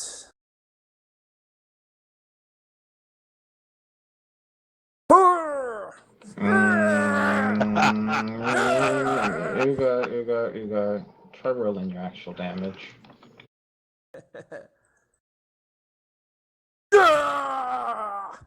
Do you notice how much damage you actually did? I don't know, but Wow. that's a lot. You That's did fun. 9 actual damage. You know why? He's immune to crits. Unless you have Ghost Touch. He's incorporeal. Ah! You can't crit him. So you did No. 3 plus 16 for 19 damage divided by 2 and did 9 actual damage. That's what you receive when you are honest with GM. Still, I that was a could, nice roll. You gotta give him that.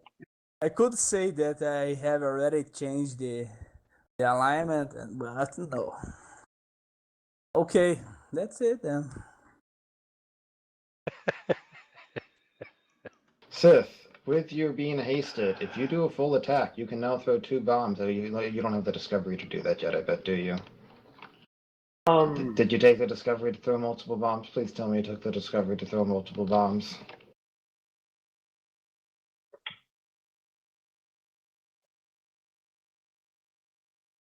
You have to be level 8 I don't- Alchemist. I don't God think damn it, there's you can't actually take it yet. I don't think I can. I've got precise bombs. I think you have to Fast be 8th bombs. level. Yeah, you have to be 8th level, because that's normally when you get the second one. Yeah.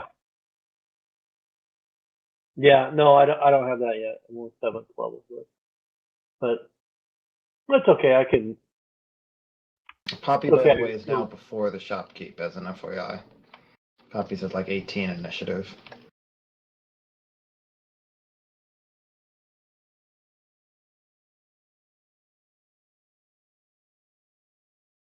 You're throwing an acid bomb?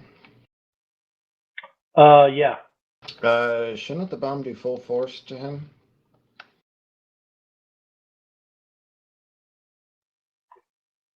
We mean full force, like.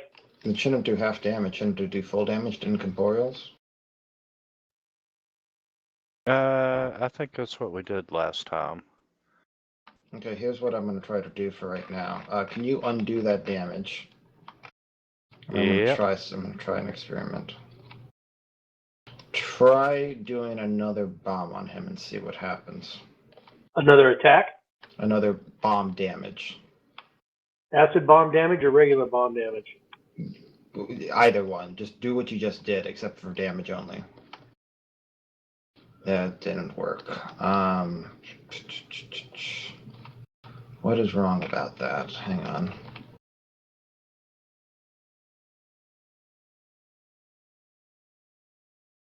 Does force not tell it to do full damage?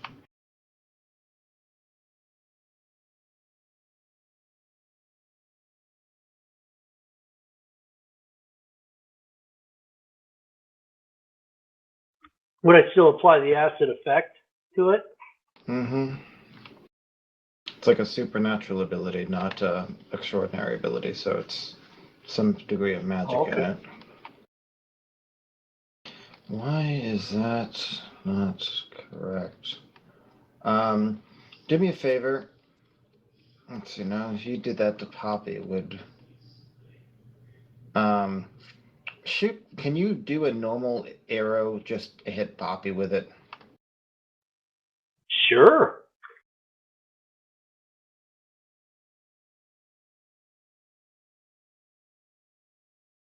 Now, Eric, if you're going to let one do it, you got to let everyone hit Poppy with an arrow. Well, his is the one we were testing the force effect to see whether I messed it up or something else is going on here, so... the damage is what you need to do, not the attack. Just roll the damage. Okay, so yeah, you see the force is listed there. So why wouldn't it do the acid bomb as force damage? You see what I mean? Like it lists the force there correctly and it bypasses Poppy's DR correctly. So Poppy should really have 6 less HP. And this damage bomb, you made it the weapon effect like we talked about, right? Or did you not do that? I thought I did. Hold on. No, you didn't do it. While you figure this out, I'm going to take a real quick bathroom break. Because if you had done that, then you would be getting the +2 damage from my Bard Song, which you're not having. Well, So I just added force to my acid damage, Yes, and it but didn't have. but here's the thing. Right now, the bomb damage you're doing it from your spell effects, aren't you? Not your actual weapons. Well, when I do the attack, that's an attack, range touch. Then the damage is a. But it's under spells as the damage. It's not a weapon. Oh, I see what you're saying. Which means that things like the bless or the fact that I'm giving you +2 damage on your bombs, but you're not including it because that only applies to the weapon damage, which your bomb is, but you have the bomb in a different category. So every bomb you've thrown when I have Bard Song, you should have been doing 2 extra damage, and you should have had 2 extra attack when on the actual roll, for example. I think it might be applying the bonus for the rolls, but it's not applying the bonus for the damage. Okay, so here I've got it up here under weapons. I've got the bomb under weapons. That what you just did, that was correct. That's I'm what back. you should be doing every time. You see how it did the +6 instead of +4? Right, so I should just modify that so it also force. I mean, right now I did that so it affects the incorporeal correctly. I don't know if you normally should, because normally the acid would tell it to bypass it anyway. Basically, it's only an issue for the incorporeal creature. So you probably could have force there just in case. I'm trying to think of a situation where that force would cause a problem. I'm not thinking of one offhand, but it's possible. Okay. I'm basically just using force as the code to make the game say, hey, the bomb should actually fully affect this sucker. Okay, so in this case, you're going, because we've been playing around with this guy, well, he should be dead by now. He should have took the original 18 damage, right? 18 damage is what he should have taken. So technically it would have been 20 damage. 20 damage. Okay. The +2 damage from 20, so he's at 28. 29 total damage, 9 from Ugar's swing, and then 20 from the bomb. And I think it's 20 from the bomb. I'm trying to figure out if 1 second. Yeah, it should be 20. Because I rolled 4d6 plus 4. It should have been 4d6 plus 6. Okay, it looks like Alchemist Bomb actually don't do full damage to incorporeal because they're not actually force weapons. If you hit an incorporeal creature with a fireball, it only takes half damage, it looks like. Okay, Even hit by spells or magic weapons. So it should have been 10 damage plus the 9, so 19 total damage is what it should have taken. Okay. It looks like Alchemist Bombs affect it, but it doesn't look like they do the full damage. Only force effects do, or something with Ghost Touch, somehow. Okay. Sorry. But, so I'll just go back to using it under spell instead of under weapon? No, you'd keep... Can you remove the force weapon damage type force thing from Seth's stuff?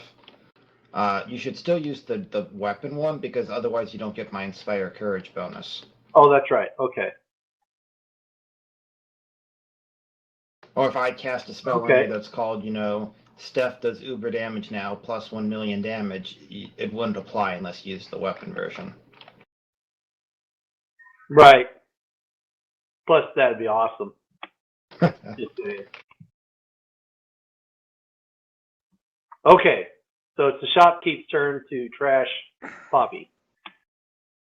After No, this Poppy fight, goes first. Poppy has 18 initiative right now because of his ready to action. after this fight, I will definitely change. Okay, so the shopkeep right now should be at 19 actual damage taken. Yeah. Okay. And Poppy, you're up, sir. That crit with your 9 damage, that was...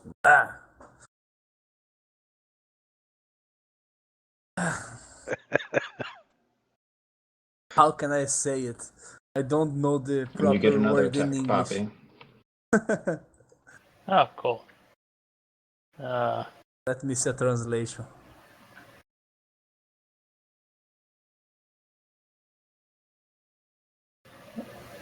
I don't know how to roll a third at a lower bonus, so I'm just It's not a gonna lower bonus, it's the highest bonus. It's Oh, like cool. the plus 14. Are you 5 foot stepping to the north to flank before you make that attack? No. Because I already made the first two, so. You can 5 foot step during a full attack. Oh. And 5 foot step Okay, during the well. attacks of a full attack. Well, it's probably too late now. That's Yeah. word is definitely. Poppy, I'll let you take a 5 foot step, which with the flanking bonus would allow you to hit. So roll your damage.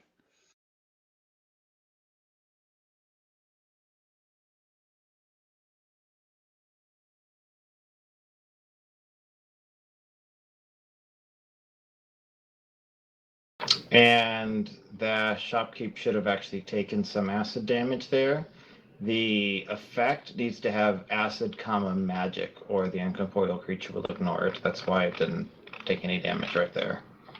I don't know what the actual number it rolled was, but half I of the got it. number it rolled.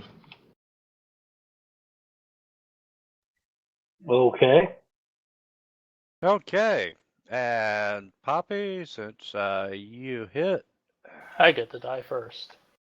pretty much.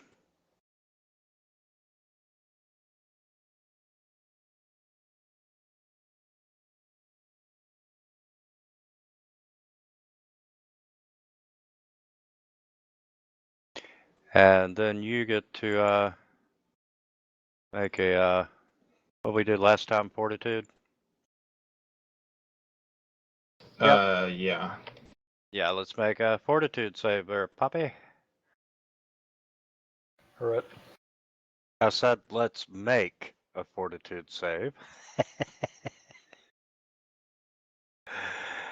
And Poppy, you as well get a 3 points of wisdom drain. And you are now fatigued.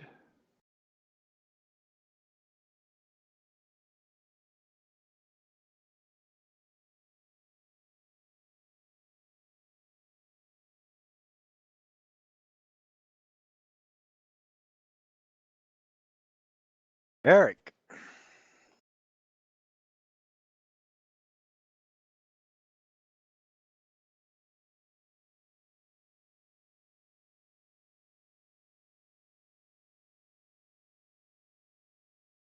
How did we ever play this game without a combat tracker? With great difficulty. Definitely. Yes.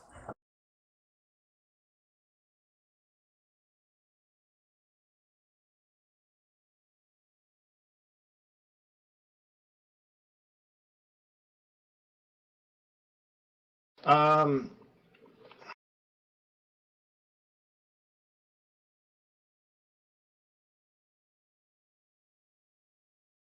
hang on a second, I needed to check something.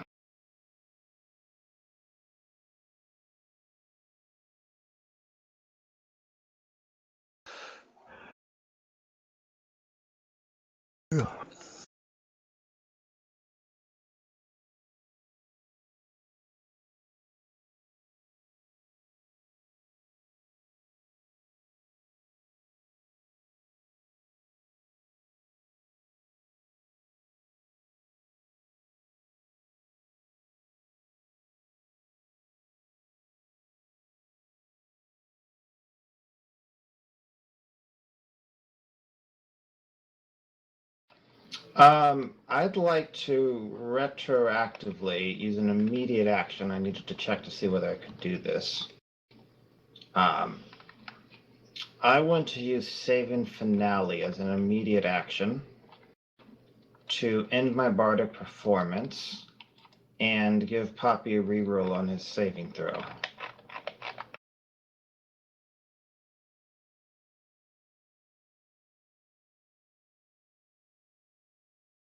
Okay. So Poppy gets another saving throw.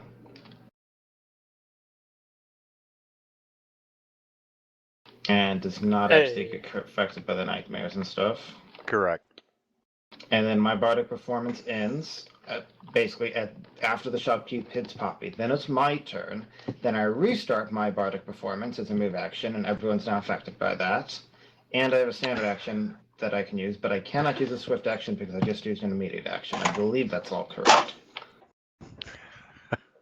I think.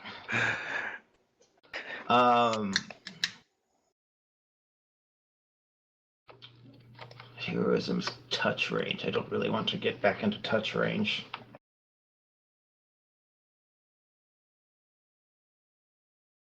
Versatile weapon doesn't affect us here because we need ghost touch, and I can't do that. We don't need another haste. Scrutiny doesn't affect us here. I'm going to go ahead and use my standard action to cast Cure Light Wounds on myself.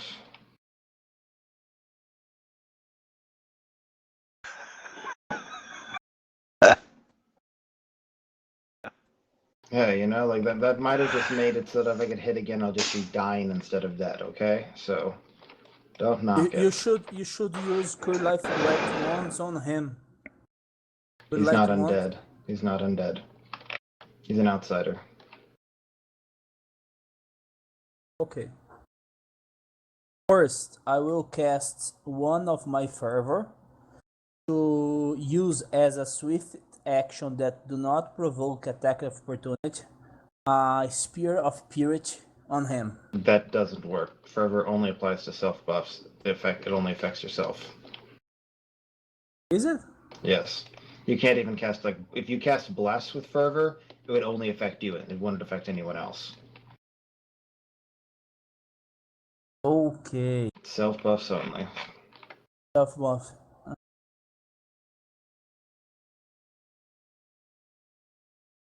Yeah, here's the description. I will cast then. If you have Divine Yes, I got Favor it. or Bull Strength. Bull Strength. Okay. Yes, I will.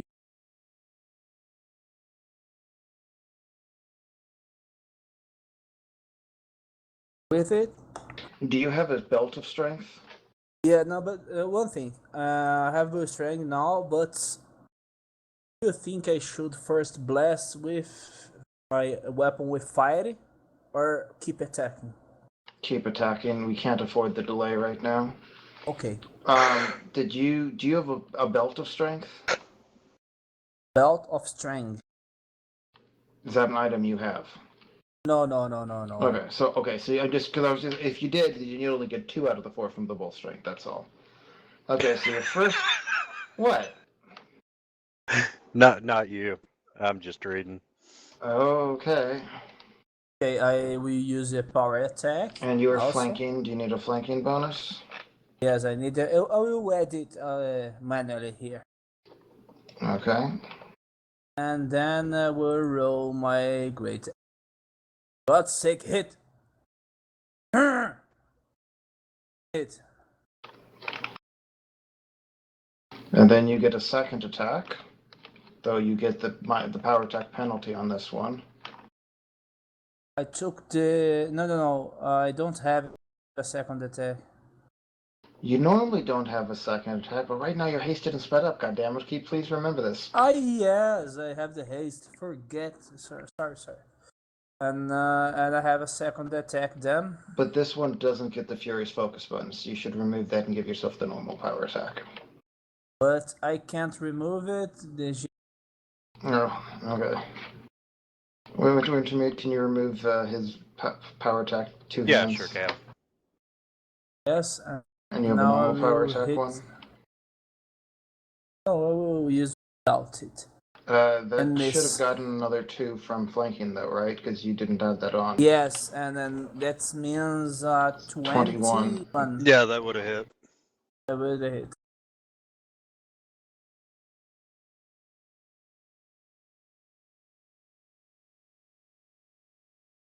And that's it. And fucking shit is immortal, man.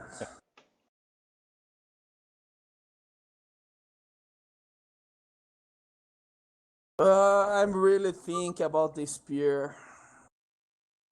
I know it's hard to hit, but and I have haste. With haste, I should use. I mean, I think he might take half damage from the spear as well since he's incorporeal. Yeah, and then yes, if he haven't have the haste, I could consider it because of the amount of damage, but with haste, I'm not sure. I'm not sure what happened there. Shouldn't it have done half damage? Magic is lowercase c, not uppercase c. Oh, So can you manually add on 10 damage? Sure can. It's magic, not magic. yeah, yeah. I use my caps lock key for my push to talk on my thing, so. So It's always popping is switching not fatigued, by the way. Can you remove the fatigue from popping? What? Yeah, sure can. One few things that I really think they should have, man, is like a checkbox in the damage type. All kinds of That'd be damage nice, yeah. damage and types and resistance and that's like a checkbox with options. Of course, you can add a custom option that will write your own, but Do you want to take a move, Steph? Or are you staying where you're at? I guess I'll take a 5-foot step for now. Yeah. Stay in range for my bombs, but Poppy.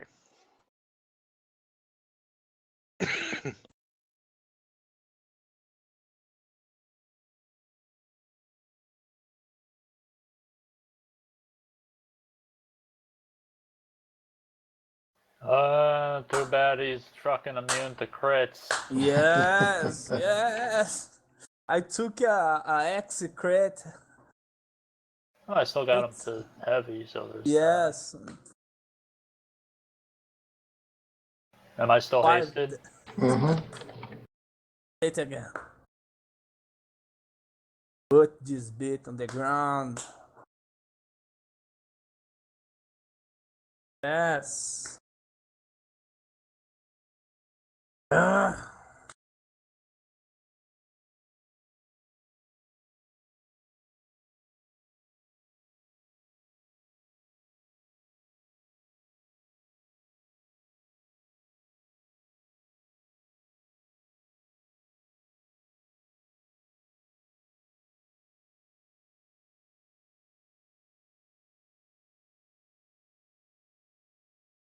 Oh, sorry. He starts to cast a spell. Would someone like to make Take a an check? attack of opportunity. Yeah, that as well.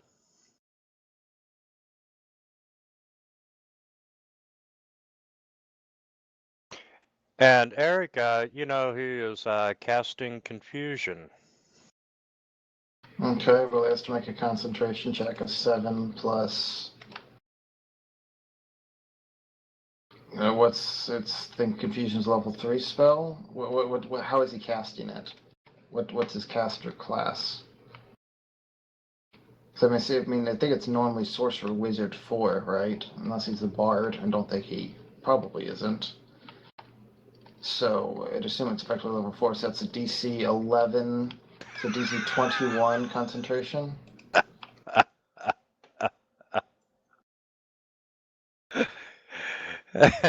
I damaged for 13. Yes, he does. Pass his concentration check.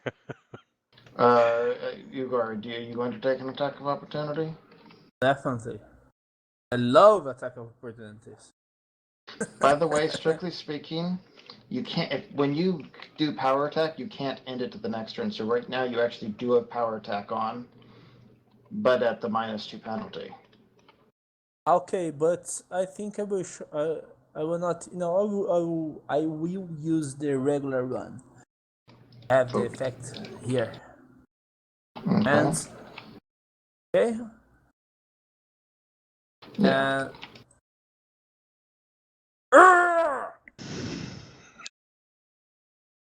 Well, I know I have +2, but we'll miss it anyway because of the flanking. Okay, Poppy and Ugar, please make a will save.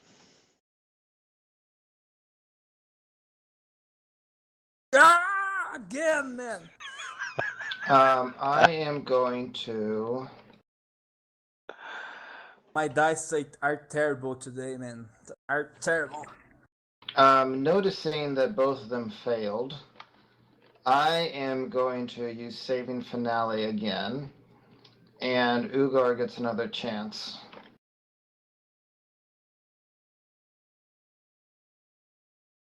Holy shit! Thank you. Let me pray for the luck, God.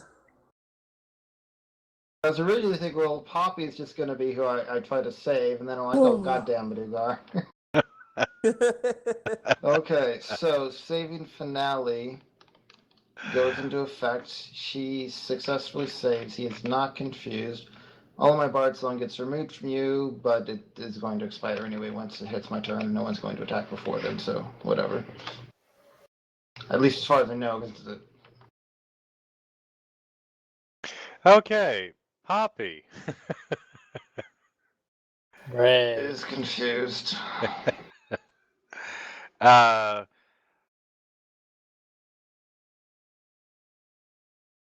Poppy, for the...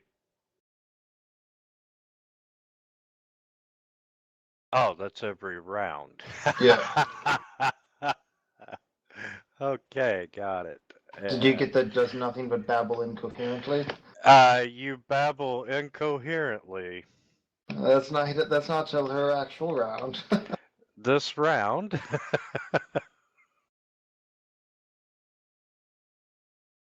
And Eric, you're up. Okay, I look very sad and disappointed in all of y'all. But I'll spend another move action to restart my Inspire Courage again.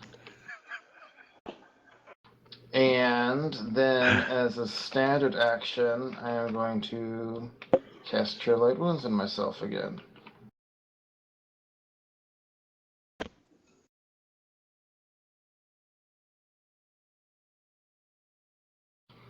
Okay.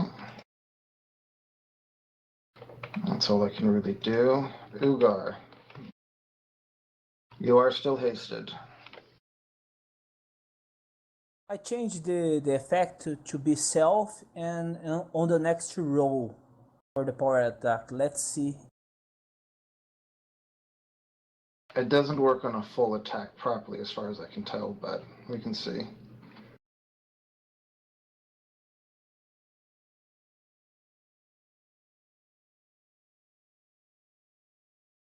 So that hit successfully, but see, on the damage is when it expired, which isn't what you want.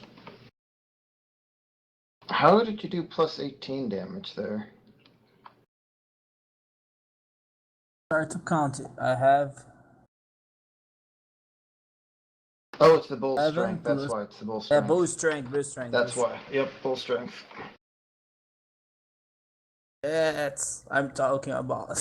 Bull Okay. strength. It don't matter if this man's made of vapor or something like that. But the effect removed by itself or the GM It removed did remove itself in that case, but you should set it up on the next roll instead of the next action, because it removed it on the damage rather than the attack. I set on the next row. I don't know then, because I mean, did everyone else see the timing that I did, where it removed on the damage, not on the attack? Yes, I Yeah. got it. I got it. If I set on the next action, do it make a difference? I'm not Right. sure. I haven't tried to fiddle with that before. Let's try, man. This attack I will use the regular power attack. Okay. Okay. And that's it again. Take one more, bitch. Now, that should have actually been an extra 3 damage, because when you did that, it removed it on the attack, but that meant that what you really should have is Furious Focus as like a +2 AB buff for the next roll to action or whatever. Because right now on your actual you right now you Yes. took the -2 attack on the roll, but you didn't get the +6 on the damage. Yes, I got it. I got it. It's removing the attack. That's the problem. So can you add an extra 3 damage onto the shopkeep? Already did. You got the worst of both worlds. Yes. No place, man. No, it never work.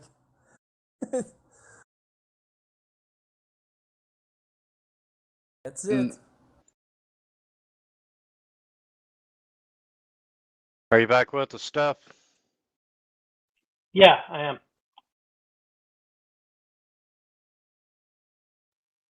I'm within 30 feet, so I'll put on my point blank shot.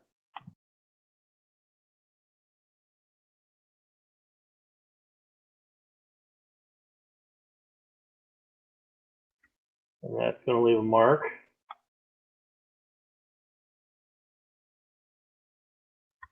Nice. That shouldn't have actually done full damage. Hey, what? No, don't get weird on me. You used your, I think you used your, first of all, you should have had +2 damage on that, which you didn't. Then Right. So that should have been 30 damage, which would have been 15 actual. I don't think you used the weapon. You used the spell again. Yeah, it's got the force on it. All right. So he should have 13 more hit points than that. He should heal 13. Heal 13. Got it. And now I remember that I forget the flanking, but I hit. But you both hit, anyway. so I didn't mention it. Yeah. Yes. I've just remembered. That was still a kick-ass roll. I don't care if I did have to get Yes, that half. perfect 6s across the board. Yes, that was very good.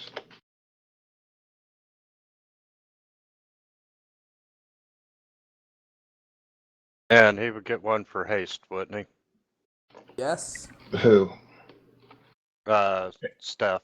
I gotta throw a second bomb? Bombs yet. He doesn't have fast bombs yet. He can't until next Oh, level. okay. I'm like, come on, Seth, I believe in you. He's like, no, guys, I can't do it yet. I'm like, come on, Seth, please. All right. Just hear babbling incoherent. Oh, and I got to put Poppy, let's see. status on it. This round, you decide to hit yourself with the item in your hand. And I'll let you roll it, but you It's not as bad as it sounds. Does it have to be an attack roll? no. No. Roll 1d8 plus your strength modifier. Thankfully, it's not full damage. Okay.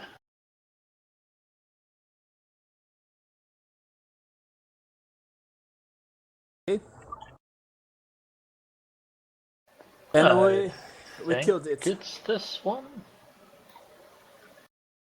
No, it's not Nice. that one, but whatever. That was a D10, I think. So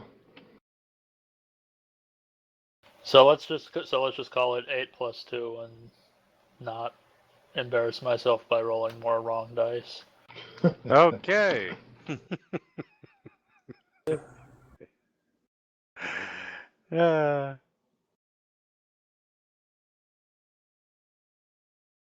He's back alive? How he's back alive? he never died. Oh, he never died. Of course not. He's a ghost, man. He's already dead a long time ago.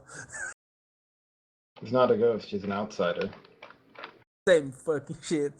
Let's kill it. A demon and a wraith are very different things, sir. An angel and a wraith are very different things. Okay. And Put the axe on him. he reaches out and touches Ugar. Fucking son of a bitch. Oh, come on. I got hit for 34. Ugar gets hit for 14. What is this shit?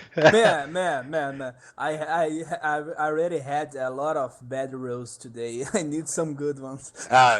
It rolled 1, 2, 3, 5, 2, 1.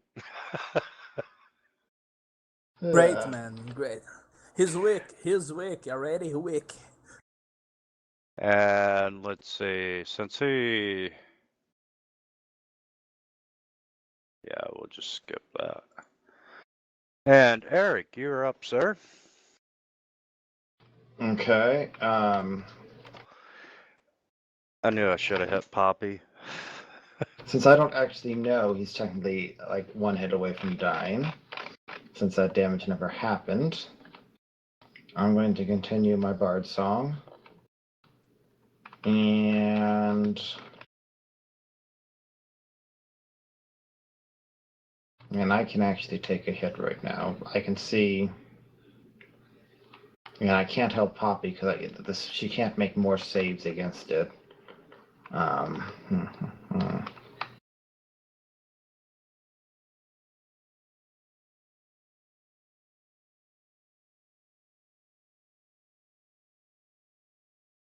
I don't think trying to make Ugar or Sith invisible is really going to help right now. So I'm going to move over here.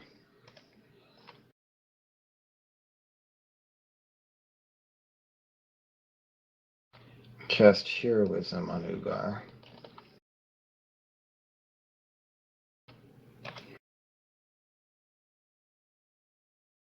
Be the hero, Ugar.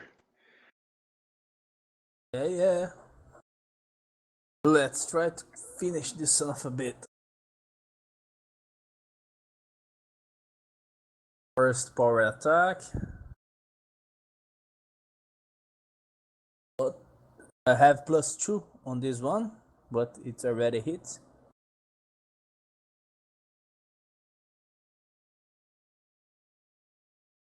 Okay. 9. I have one more, and I will fucking kill it. Any fucking way. They dead this time.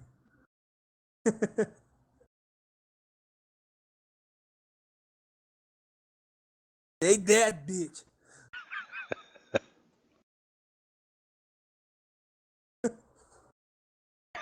Got him. Nailed it. And the shopkeep just dissipates into thin air, leaving That's a mean nothing. bastard. How many hit points did he have? 144. Holy crap. I'm pretty sure he's maximizing the hit points of enemies. Yes. With you guys, yes. Holy shit. But, Herrick, I definitely can't. I still have some power of my gods to heal you guys, but... I think the first thing to do is we run the fuck away from Poppy.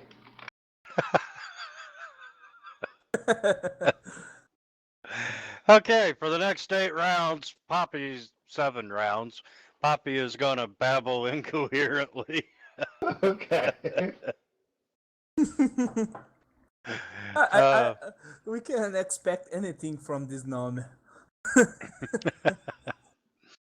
Okay, Eric, back to your detect magic from earlier. You are detecting magic coming from a pile of rags over in the corner. And Poppy's be gone over in where she is. Yep. Okay, so I go over to the corner. What do I see? Okay. As you dig through the rags and I'll unlock tokens.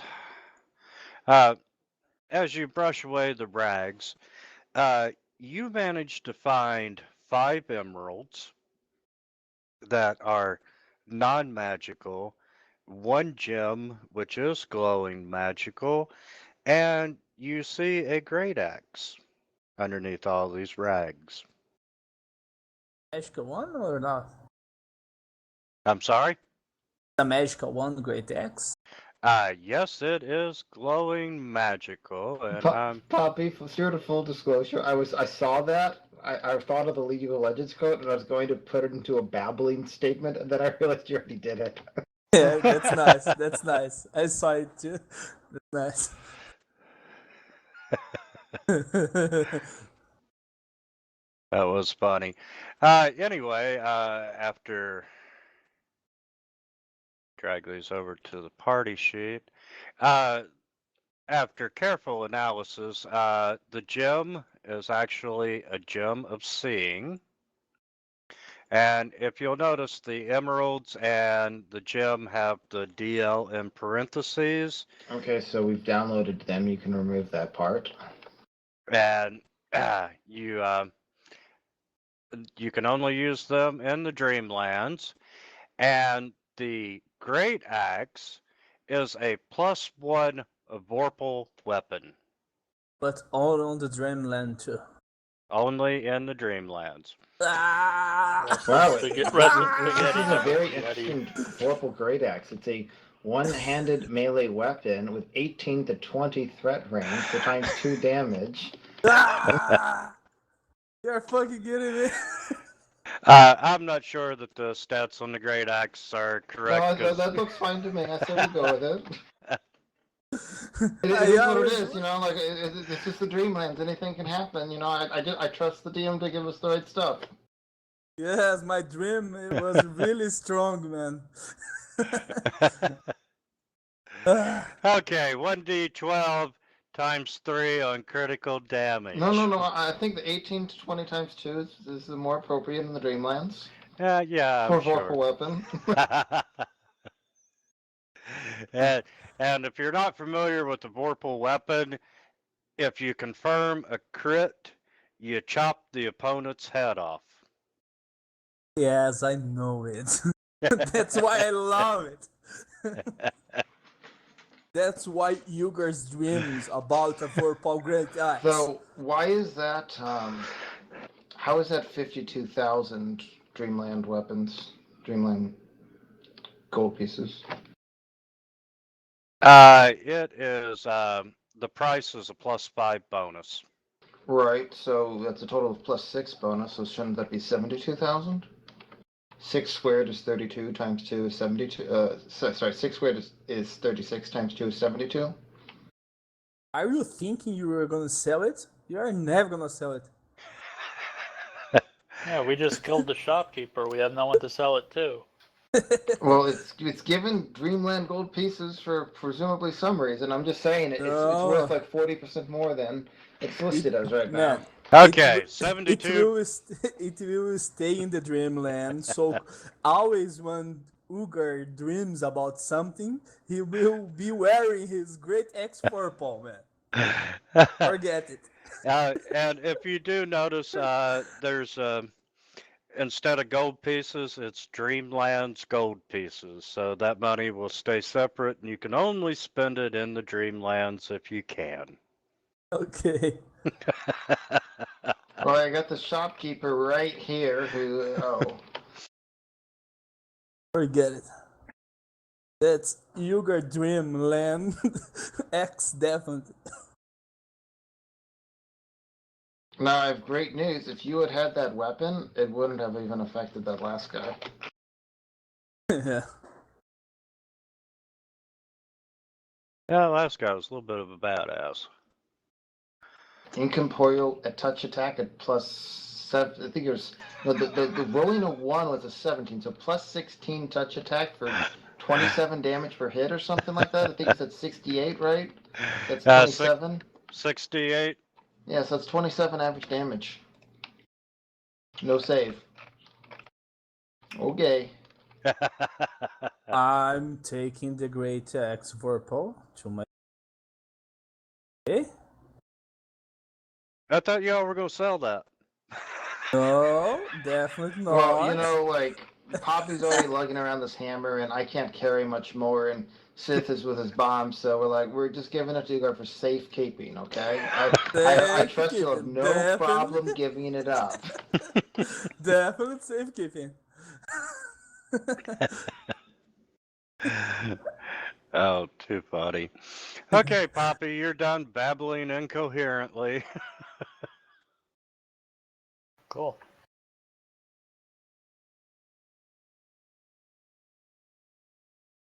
Okay, where to now? How much longer you guys plan on playing tonight? What do you say? Another half hour? Do people want to stop now? No, for me it's okay. I'm fine with whatever. Okay, I'm gonna step out for just a second, go take some more drugs for my back, and get a bowl of soup. I'll be right back. Yeah, that sounds good. Y'all like to take a quick 5? All right. Okay.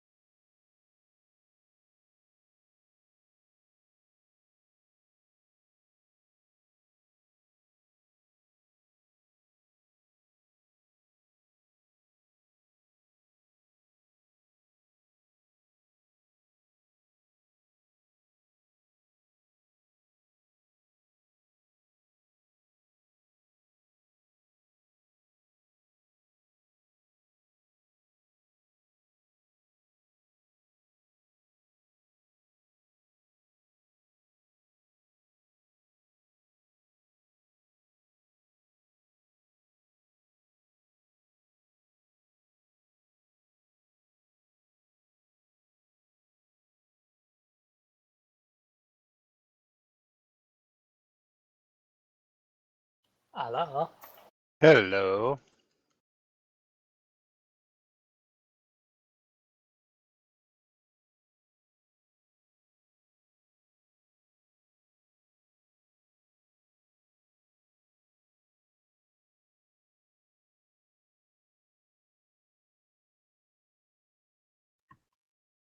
So I was trying to do a character conversion for another League character.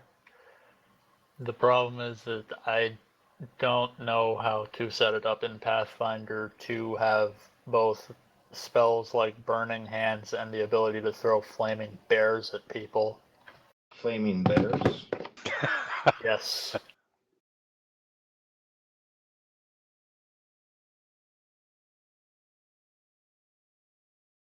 Because Annie from League of Legends has the ability to summon a rather large flaming bear and make it chase after people.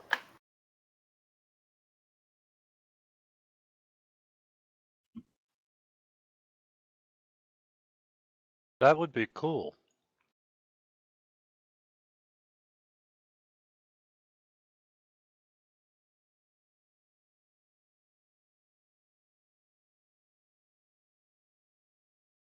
The closest that I could, or the best thing that I could probably do is maybe like a sorcerer, do mostly sorcerer, and then take a level or two of summoner and just set up an Eidolon and just say, well, this is manifests in the form of a flaming bear.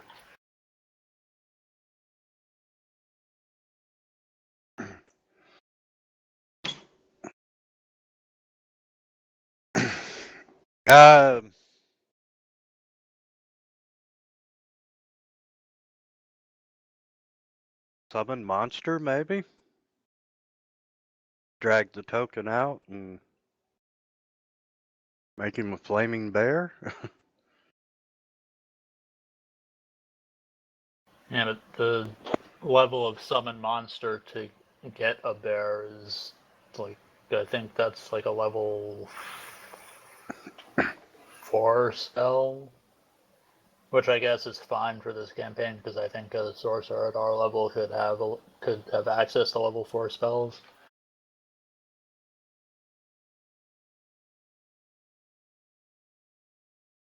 That would really be cool to see.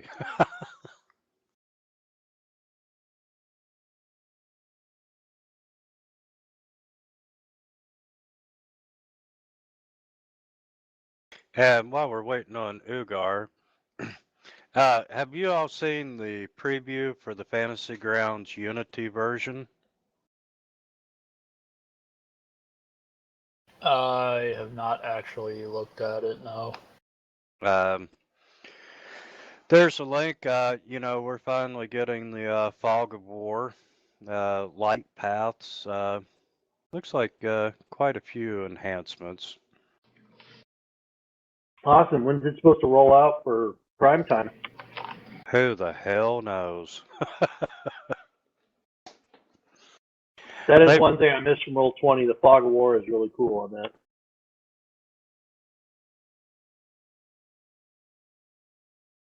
I also like their ping feature, which is nice.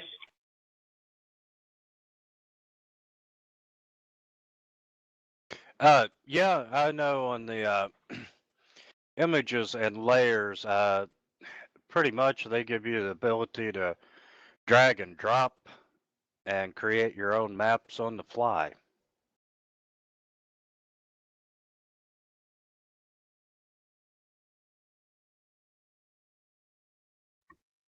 Yeah, there's a lot of little features in Fantasy Ground or in Roll20 that'd be cool to incorporate. They have, for instance, they have effects that you can apply, like Dragon's Breath or whatever. Oh, that's cool. Yeah, other than looking at Roll20, I've never experienced it. Fantasy Ground's a lot more animated. I mean, everything has to be done with macros. There's nothing pre-done for you. So you got to kind of, it's all you. There's a lot more prep work as a DM. Like we need anymore. Yeah. Are you back, Yugar? I'll take that as a no.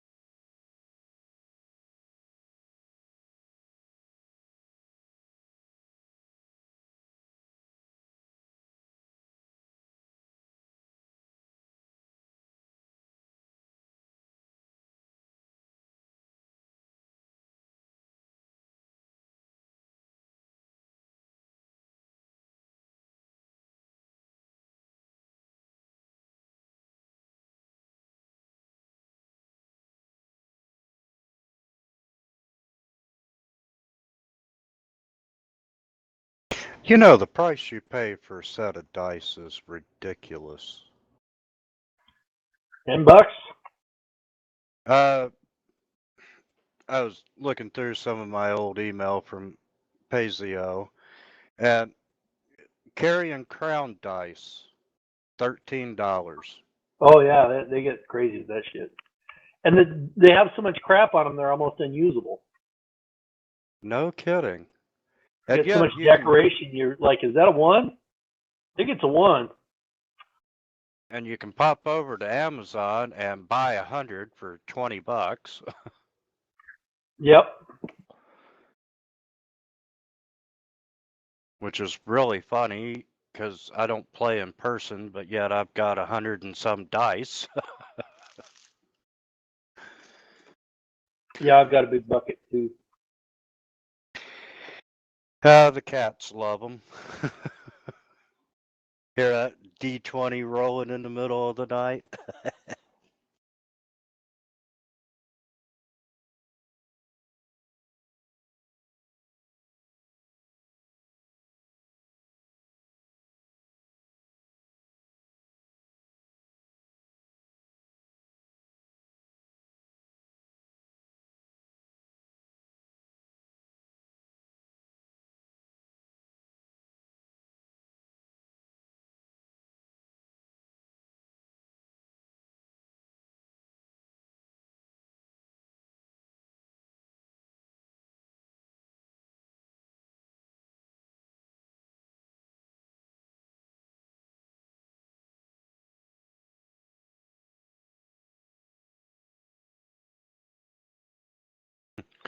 Somebody posted on the Pazio boards, I need a way to make an endless amount of booze. At least enough for 6 people, including 2 dwarves, to drink their fill. That would be a hell of a campaign. I used to be in a roll master campaign, and one of the guys in the group brought his cousin in, which is fine, but the cousin was a raging alcoholic. So the game sessions became these drinking things. I mean, there was like 5 of us, and 3 of us would pound down a fifth of booze, and then it just, we didn't get any gaming. They just sat there getting liquored up, and it was just like, I was like 20 years old at the time, you know, and that's what 20-year-olds do. But I was like, the thing is that where we played was like an hour away from my house, and finally I cracked. I'm just like, you know, I can't do this. I'm not driving an hour to watch you guys get shit-faced. Yeah, So no kidding. they threw me out of the group, and then the thing fell apart. So Hey, Yeah. Leo.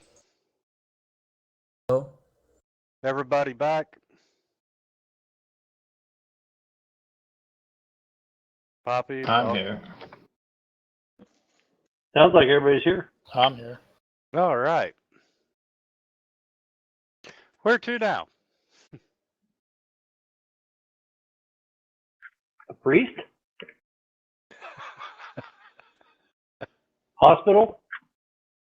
Clinic?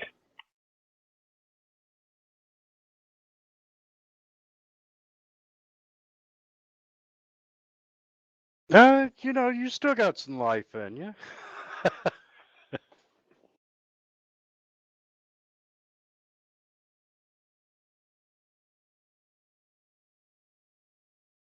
what do you think, guys? Well, I mean, that's all I'm seeing of interest in this room, detect magic and looking around. Yeah, that's everything of interest. Well, let's just keep moving then. Let's be more on guard.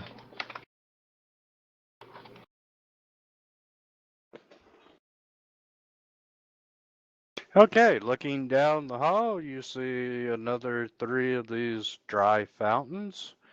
And at the end of the hall, there's another curtain covering the doorway.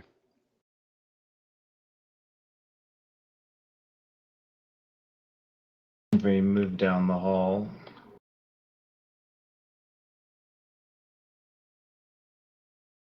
Anything I see around the corner? No, you don't see anything around the corner, but can I get you to make a perception check?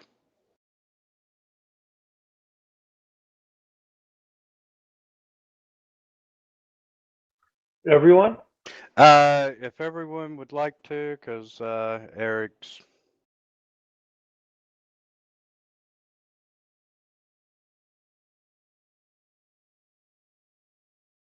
That break did you really well, Ugar. You're rolling good now.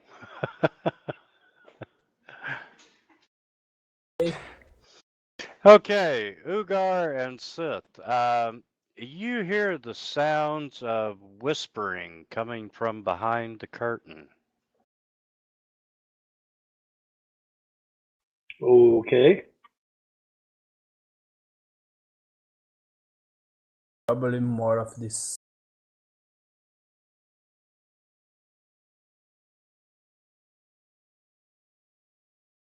Sorry, what did Ugar and Sith see? They hear whispering coming from behind the curtain.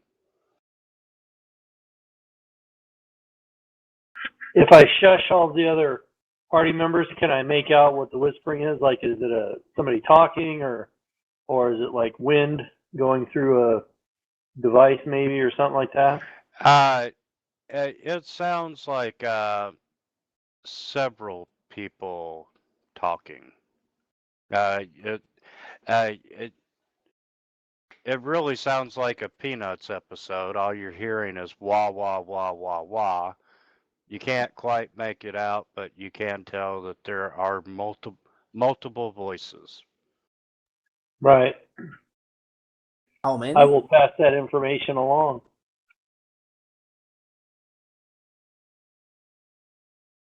Oh, how many voices? There's several people or several voices whispering.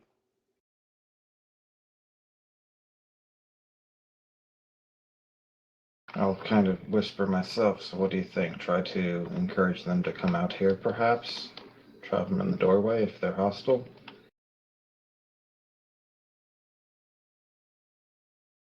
They are hostile. are as Hello strong in as there. the. Can you come out so we can talk? They really, you get no acknowledgement. They don't stop, but they're not acknowledging you. Okay, well, first of all, Ugar, were you going to actually channel Ferger or not? Because that's kind of probably a big deal given how wounded some of us are. Yes, the problem is only have too much more chance. I mean, if you're not going to, I can use Cure Light Wounds wands or whatever. I will use one. It Okay. should save some too.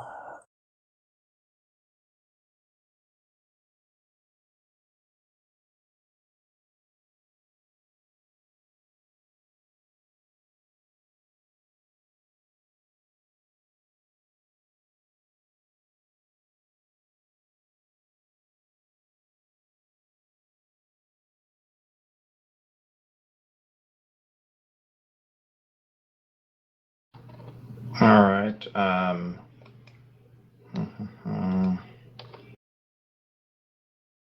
mean, there's going to be other towns on the way, right? In the real world? Probably. Well, I'm asking, like, going to meet what my character knows of the river and Oh. everything. Yes, there will be. Okay. Because the problem is I'm already out of level 1 spells, and I'm kind of trying to hold on to some of the level 2 spells. So I think we might be better off here. I'll use one Cure Light Wounds that I can cast, and the others I'll use from the wand. And I save at least 2 level 2 spells for other stuff. How many travels back here? How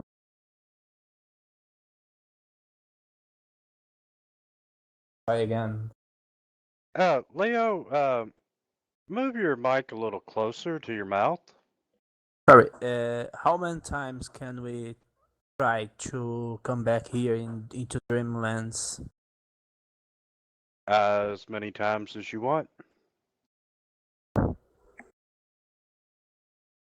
Just to know, because sometimes it may be wiser we go back if we don't have too many points. How long does the ritual take, though?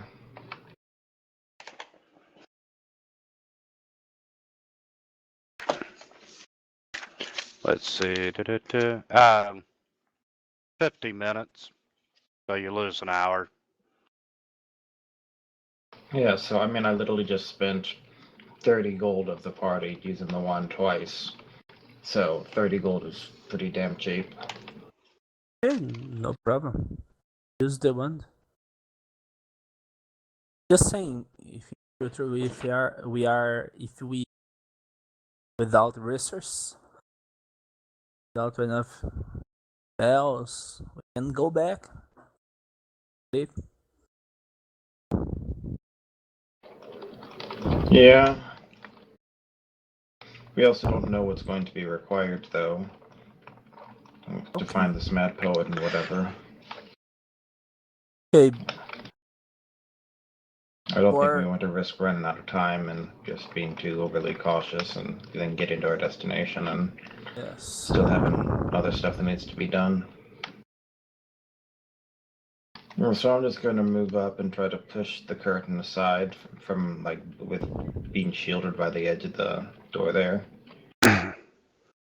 Okay. This room, you see 3 elegant wooden tables and stools of varying sizes, and they're all lacquered in a rich black. You see a few plates and a pitcher are stacked on the sideboard, and they're all covered in dirt. The room seems to be empty, but you're still hearing the whispering. Okay, if I detect magic, do I see anything?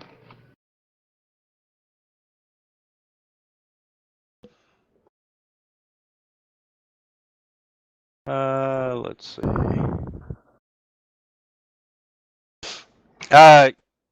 You are detecting magic and from the coming from the area of the of the shelf. Okay, so it's like an aura of, and is it an object that's glowing, or is it like a spell effect is on the area? It is an object that is glowing. Okay, with 15 on spellcraft, can I tell what that object is? Yes, it is a decanter of endless water. That's the only magic I'm sensing in the room. That is the only magic that you are sensing in the room. But we still hear these voices talking. Yes. Does it sound like in any kind of actual language?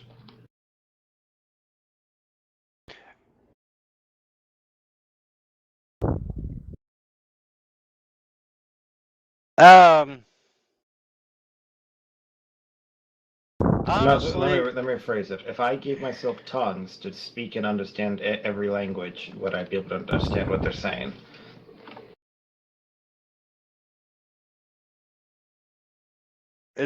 there's the voices are honestly they're overlapping. I doubt very seriously tongues would help you at all. I'm gonna push the curtain wider and step to the side so people can see it and say, something weird is going on in here. There's all these voices. No, they're not paying any attention, and there's no magic that I can sense. What do you guys think?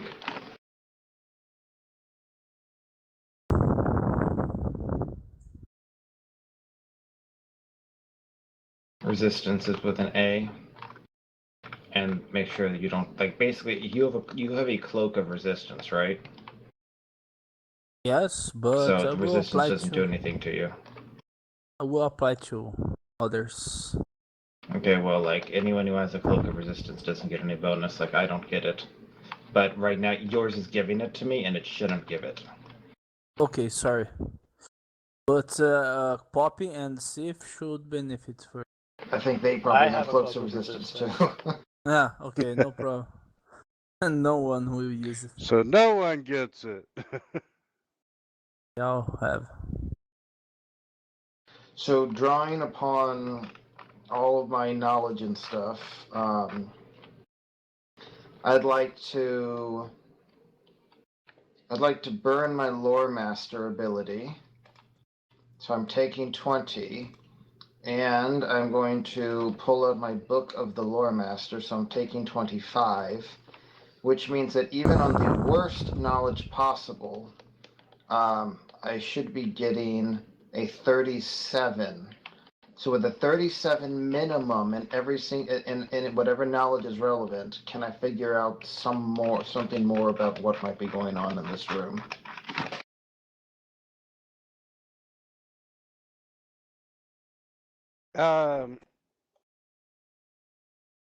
With your past experience, you probably feel that the room is haunted.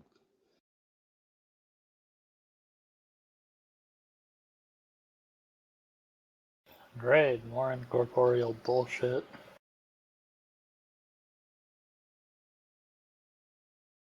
You won't know And- until you enter. In my experience, does interfering or getting rid of haunts have any actual benefit?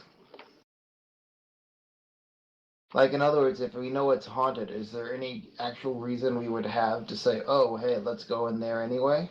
Or would it be, yeah, I think we're just going to pass this by?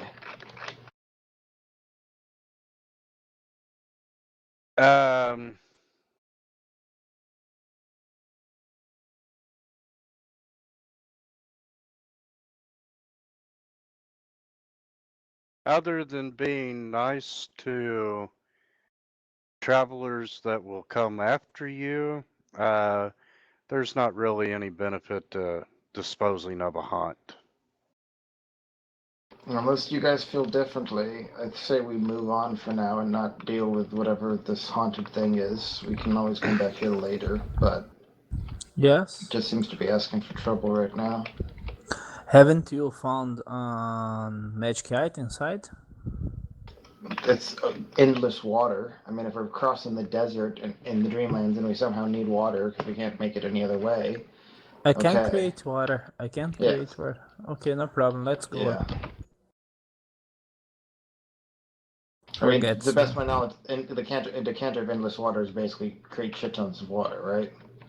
Yeah. Right. Now, of course, I could make it a decanter of endless beer. That's better. Then You know, if you have Jesus at your side, what's really the difference? a cantlet of ended beer could kill you. Okay, as you round you see another curtain covering the dining room, and once again, as you walk by,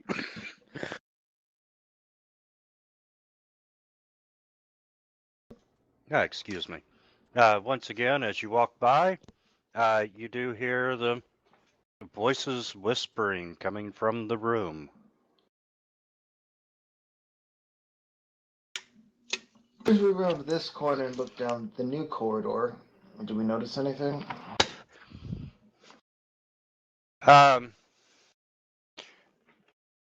Other than a curtain shrouded opening halfway down the middle of the hallway, no, you do not.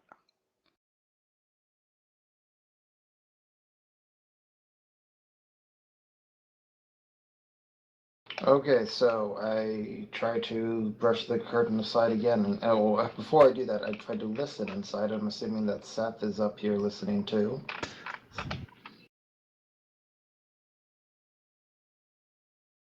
Seth up here listening. I'm listening. That's a perception check, right? Yes. Do either of us notice anything? Did you open the curtain, or are you just standing We're there? we're standing to the side listening through the curtain right now. No. You're not hearing anything at all coming from this room. Okay, I'll pull back the curtain and look inside. What do I see? You see decorative tiles with irregular geometric shapes covering the walls of this room. It distorts the perspective. It kind of makes it hard to ascertain the room's actual size. You do see 3 deep baths. They are empty of water, and they're separated by narrow walkways and hanging curtains of tattered fabrics. If I scan around with detect magic, am I sensing any kind of magical auras in here?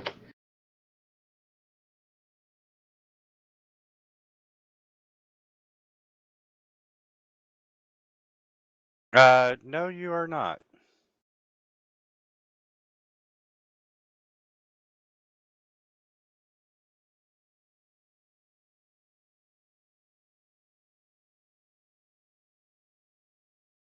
Okay, well then I'll walk in and look around a bit more. Looking around inside. Go on. Before you walk inside, I'm going to ask, do you all have time for another round of combat? Or would you like to call it here?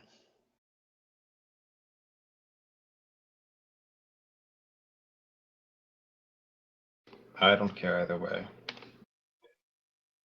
I think I'm gonna call it a night. I just took another pill. I gotta go lay down. My back's killing me. Sorry. Yeah, my night's short too. I have to sleep. Alright, sounds good. It's Okay. already. Are we on for One. next week or is that a week off? Give me just a second to pull it up. What else today? It's already 1 a.m. here. 18th. Where are you?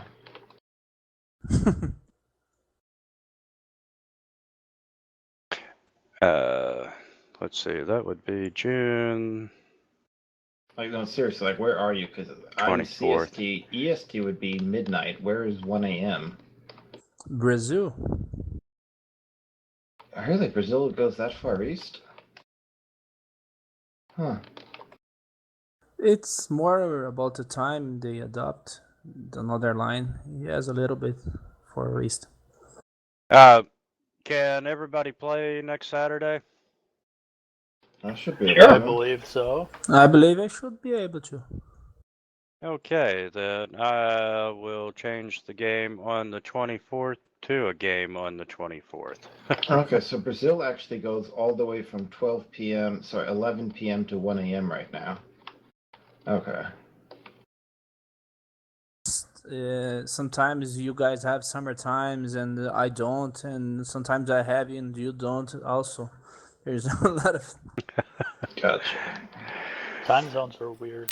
No Yeah. shit. All right, we will see y'all next week. Steph, hope you feel better, bud. Okay. Yeah, I hope so too. All right, I'll talk to you guys later. Bye. Later. See ya. you guys. User See you disconnected guys. from your channel.